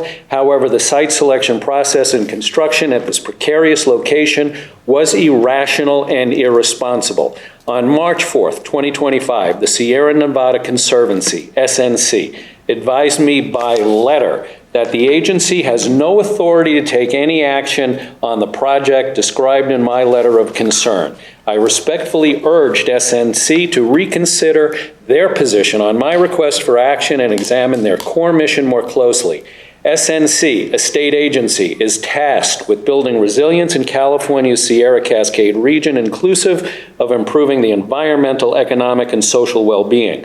I expected that includes doing everything possible in the agency's power to ensure our region is not reduced to ash from a 100% forewarned and preventable man-made calamity. My response to SNC's board of directors, inclusive of Martin Huberty, executive director of the Calaveras Visitors Bureau and Board of Supervisors chair, was lack of authority doesn't preclude SNC from directing my entirely valid concern to the state agencies having authority to act on my concerns. That agency may be CAL FIRE, Cal OES, Cal EPA, whose mission is to restore, protect, and enhance the environment to ensure public health, environmental quality, and economic vitality.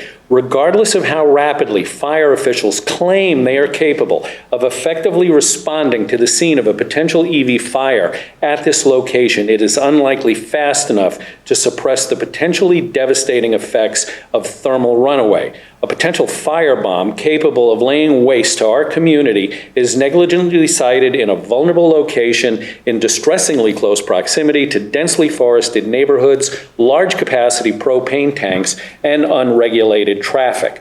Do we want to lose our cherished Stanislaus National Forest, Calaveras Big Tree State Park, and forest communities to a forewarned and preventable disaster? Respectfully submitted, Christopher Butner, publisher, Calaveras 2026election.com.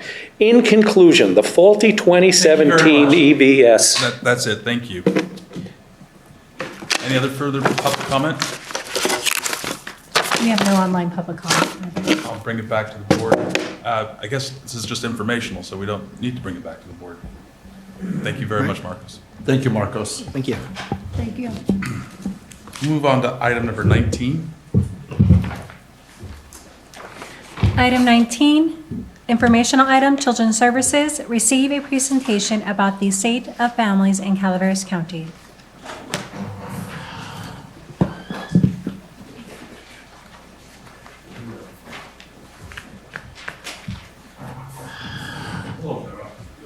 How you doing?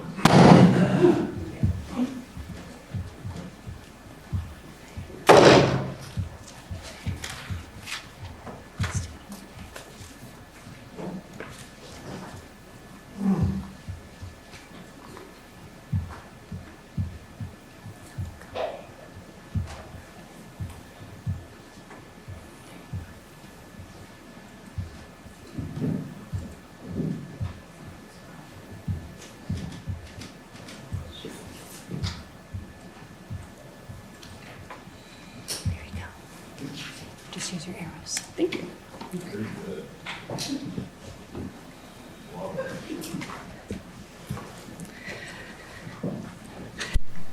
Good morning. Hi, I'm Farah and Roberts, and today I am here on behalf of the Prevent Child Abuse Calaveras and the Committee of the Family Wellness Coalition to present to you the State of Families 2025. So the Prevent Child Abuse Council of Calaveras and its subsidiary Family Wellness Coalition, we have the vision of that every child should grow up safe, protected, and loved. And our mission to complete this is to improve the well-being of all families in the county through safe and healthy relationships within homes, schools, and communities.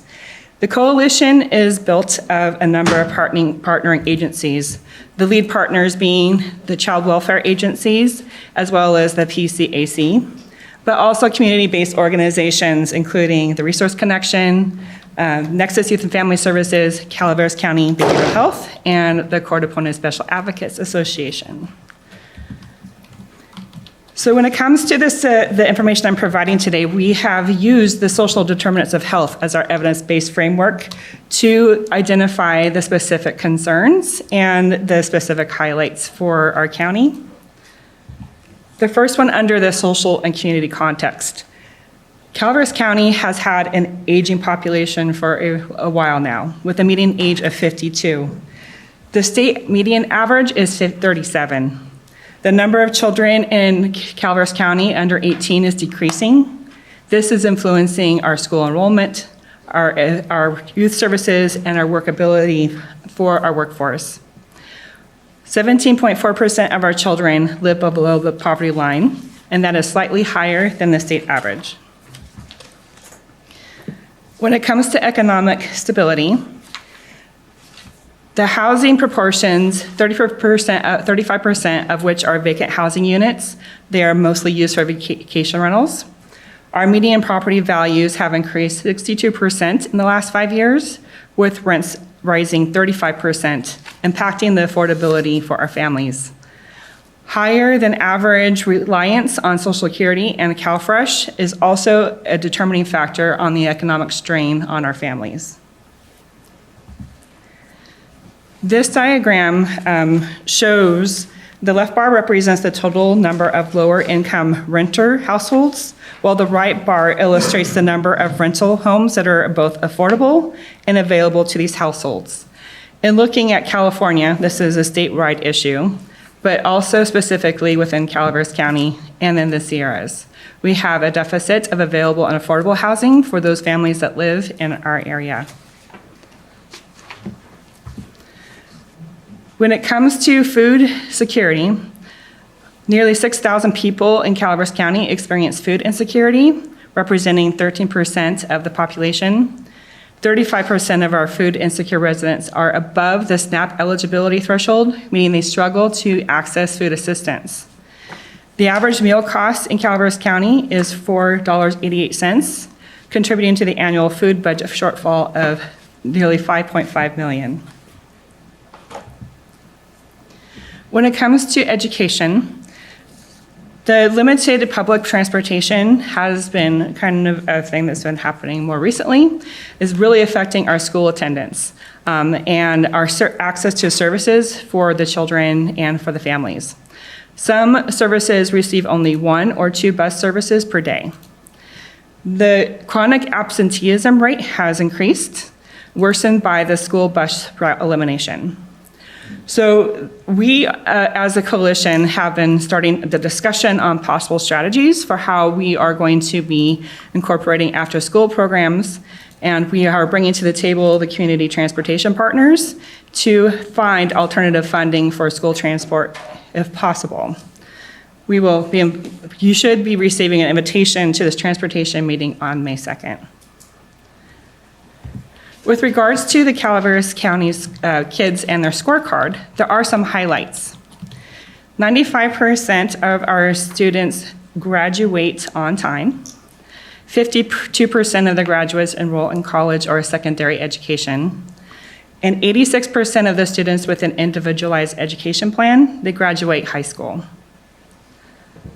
Some of our low points: 23% of the children in working families, only 23% have the licensed childcare. 13% of our children are actually graduating ready for college math. 30% of our third grade students meet the English and arts literacy standards. And then 24% of fifth graders meet standards in science.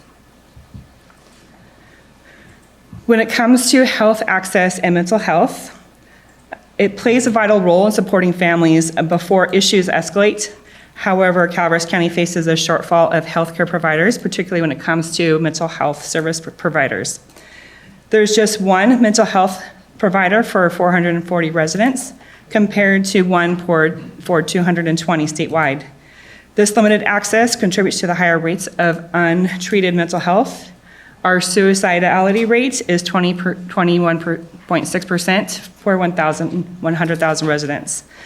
It's one of the highest in the states, and parental substance use continues to be a significant factor in our child welfare cases, with opioid-related deaths increasing over the past decade. Some of the positive things with regards to health outcomes indicators: 86% of our pregnant women are receiving prenatal care. 86% of our children have health insurance. 93% of our kindergartners have up-to-date immunizations. And 94% of our children, our newborns, are being born at healthy birth weights. And then 84% of the low-income children are being reached by CalFresh. Some of our low points indicate that only 21% of our 0 to 5 are accessing dental care. 17% of the children are getting well checkups after their 6 months, by 15 months. And 11% of the children are receiving developmental screenings by the age of 3. When it comes to our neighborhood and our environment, Calaveras County geography plays an incredible role in defining our daily life. Families here often face long distance to schools, medical care, and essential services. This makes community hubs such as schools, libraries, and family resource centers critical to be gathering points for families to seek support. At the same time, the housing access is influenced by the land and our policies and tourism demand. The homes are being used as vacation rentals rather as permanent housing for our local families. Additionally, wildfire risk and rural limitations create challenges for emergency responses, making disaster preparedness a priority. So Maylee alluded to this statistic. This is one that we've been bringing to you for several years, and that is the cost of child maltreatment to Calaveras County. This is a 50% reduction from year over year. So this is by far one of our better numbers we presented to you. That is still 5% of Calaveras County's budget at $17,600,000. This information is provided by safeandsound.org. And kind of illustrates where we could potentially spend those prevention dollars if we were able to further reduce those numbers. That cost breakdown includes not only the specific cost to child welfare, but the strain it has on our education system, our criminal justice system, our healthcare system, but also outlines the lifetime productivity of those youth who experience child welfare. So although our services and support help a child when they've experienced abuse, The lifelong impacts can be severe and lifelong. Abused children are 77% more likely to require special education, and as well as they have higher rates of school absenteeism and poor academic performance. Those children who experience abuse are 59% more likely to be arrested as juveniles and 28% more likely to have an adult criminal record, making it more difficult for them to be employed. Those adolescents who are victims of child abuse are more likely to be unemployed as an adult and more likely to require public assistance. And those victims of abuse have a 21% higher long-term healthcare costs, including incidence of chronic health problems, mental health issues, and substance abuse issues throughout the adulthood. While those numbers I just shared at 54 substantiations, that means those are the children who have the child abuse calls that have been determined to actually be true, is that the county is still looking at over 800 calls being made to the agency. So they're filtering through those allegations to get to the substantiations. And that is the reason for prevention. Because if we can help the families in that point at the allegation find the support that they need, then they will not face those outcomes being brought into child welfare. So an ounce of prevention is worth a pound of cure, Benjamin Franklin. And we are continuing to move from a reactive system to a proactive system. And I look forward to showing you some of the things that we've been working on in 2024 that are going to continue on in 2025. Through all of our agency support, we've created something called the Calaveras Care Team. And this is a secondary prevention model. And this is where many agencies are coming together and we're being referred a family that might have some allegations of potential struggles. And the prevention team, through a release of information, is meeting with those families and providing them with opportunities to find services, support with everybody at one table so that they can potentially address their needs right there. And we have been able to effectively help a number of families stay out of the child welfare system. Last year, they served 23 families through the care team, and so that's not individual children, that's families. And out of those 23 families, none of them entered the child welfare system.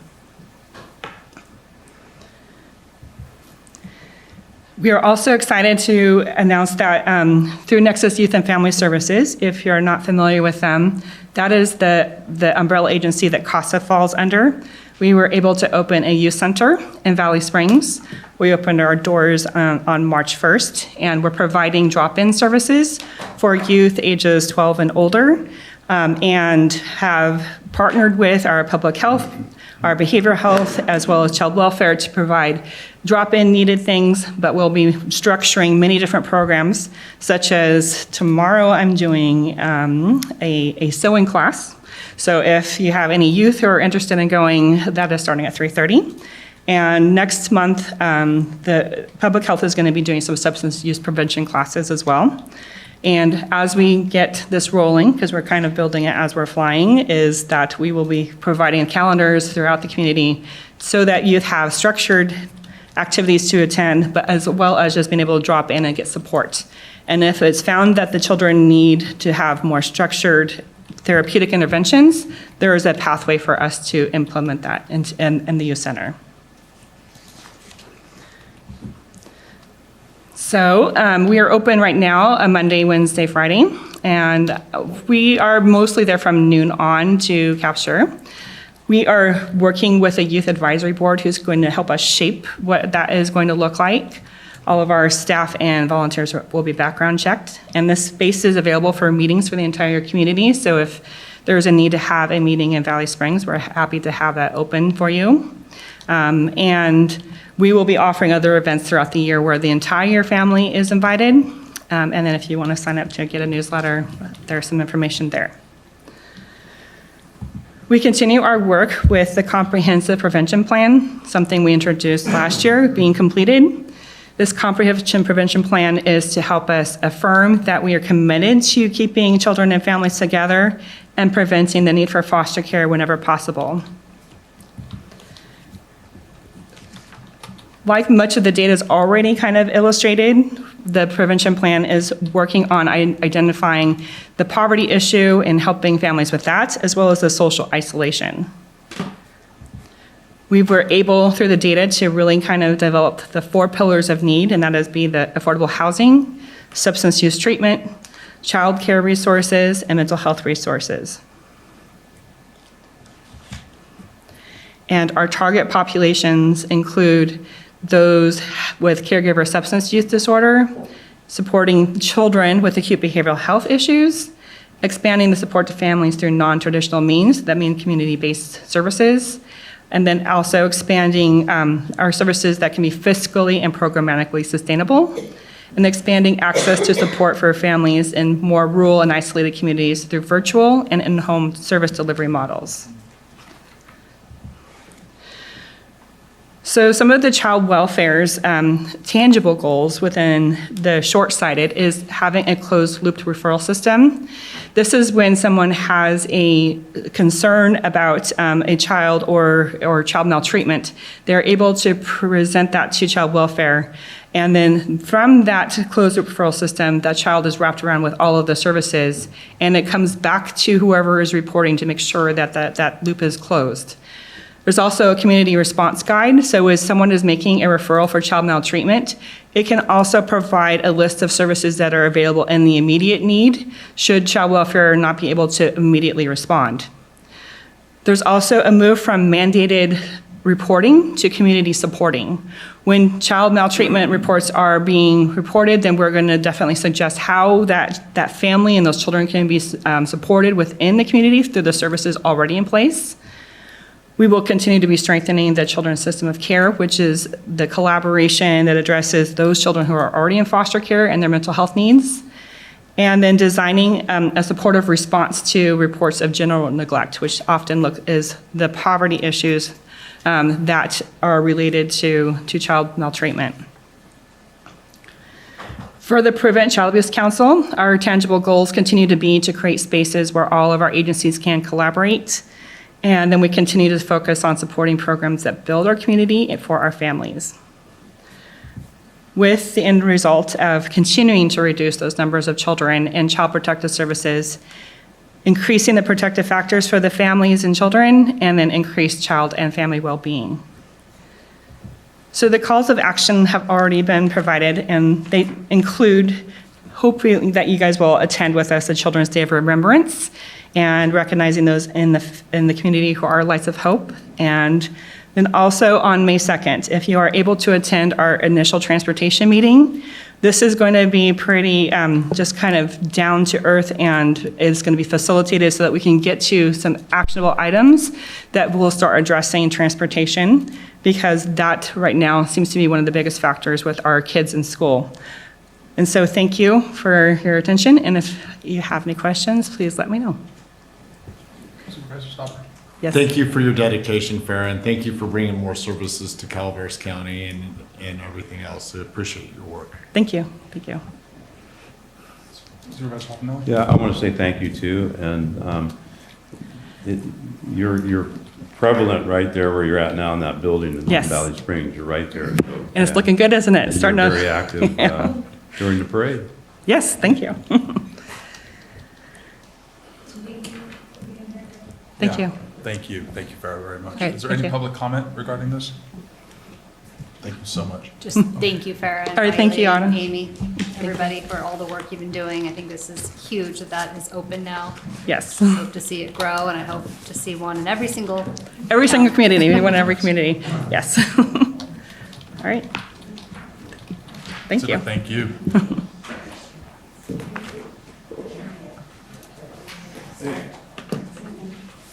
Move on to our final item, number 20.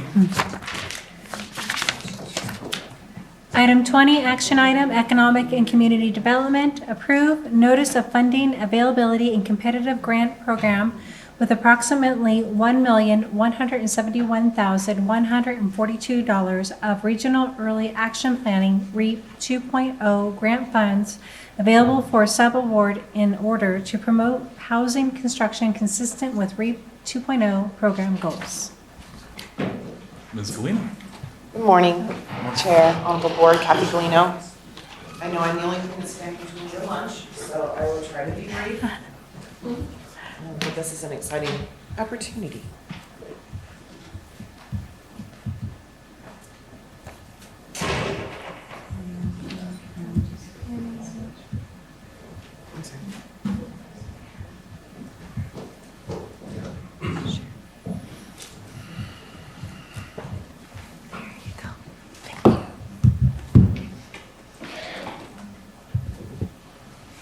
Good morning, morning still. Kathy Galino, your Economic and Community Development Director, here to bring back the Notice of Funding Availability and Competitive Grant Program for our REAP 2.0 funding. So just a quick overview. September 2024, we received the standard agreement from the California Housing and Community Development. The total grant amount was for $1.7 million for housing development in infill areas. This is very specific to reducing vehicle miles traveled and really lowering our GHG emissions. So looking at building housing in our infill areas. We amended in December and January, we amended the scope to also include pre-development. Originally, the program was for having funds for permit fees, utility connections, but then looking at a bigger picture for pre-development made sense. It was the direction of the board to expand that opportunity. We are targeting our workforce housing goals, which are between 80 and 120% of area median income. And the construction of home ownership is a big piece of this funding, as well as for rental properties for our workforce. And it is designed to meet our regional housing needs assessment, our RHNA numbers that are part of our housing element. So there's a lot of pieces that play into this. So some of the details are the funds are for pre-development infrastructure improvements. So things like land entitlement, zoning, cultural surveys, demolition, and building capacity in our infrastructure, which we find is the biggest challenge that we have. All the projects are required to follow prevailing wage law, and all funds are to be expended by June 30th, 2026. So the clock is very short on this funding. We really want to get it out the door. We did reach out to HCD because we didn't get the contract until late last year, and we thought, well, maybe we would get an extension, and they denied that request.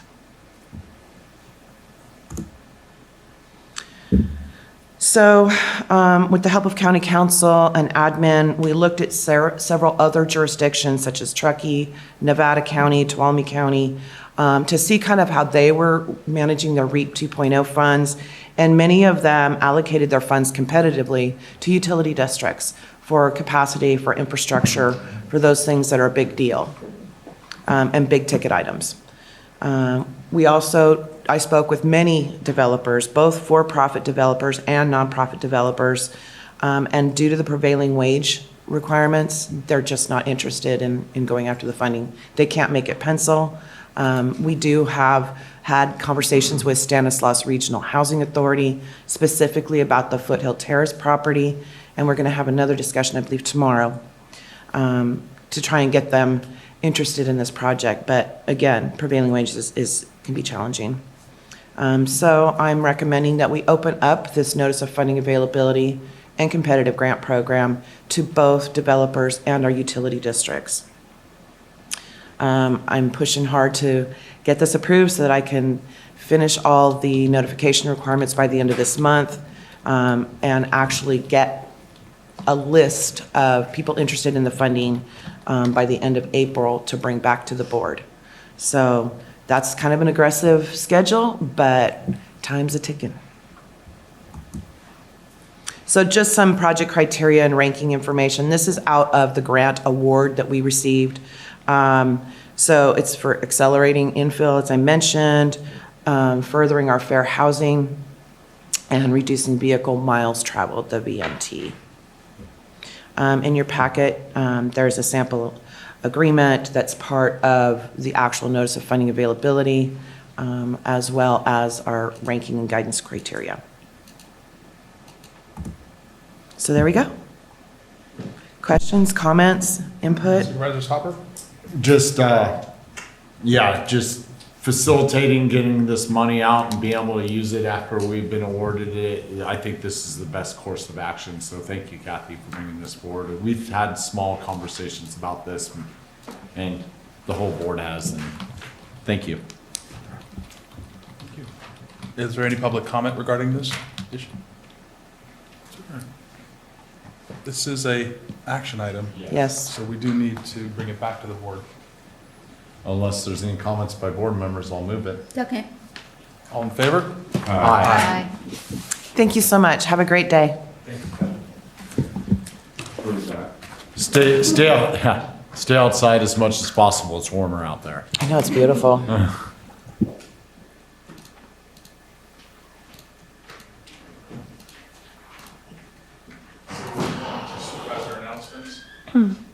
In compliance with Government Code 53232.3D, board members shall provide brief reports on any meetings attended at the expense of a local agency and may make other announcements or report out.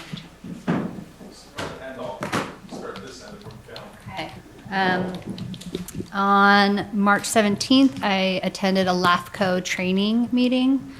On March 20th, I attended the Parks and Recreation Commission meeting. And yesterday, on March 24th, I attended the strategic planning meeting.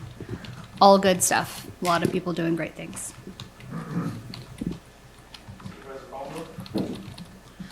I'm trying to remember what I did in the last week. It's been a little bit of a mush up other than we got photos done. We did have, as Supervisor Endall mentioned, we did have a LAFCO meeting. And we are still continuing the search for an executive director. John is hoping to finally retire this year. We've managed to keep him for another year, but we are actively working on that. And then I believe since the last board meeting, I have since gone to the state assembly to testify in front of them on local land use general plan, so thank you to staff for helping me out with that and getting prepared. So, and that's all I have. I have nothing to report. She reported the LAFCO meetings and Pictures. I just like to report yesterday that I did planning. I thought I left it on. That I too was at the strategic planning, and I just wanted to give a shout out. Irish Day was very successful this year. Thank you. And with that, we will end at 11:21.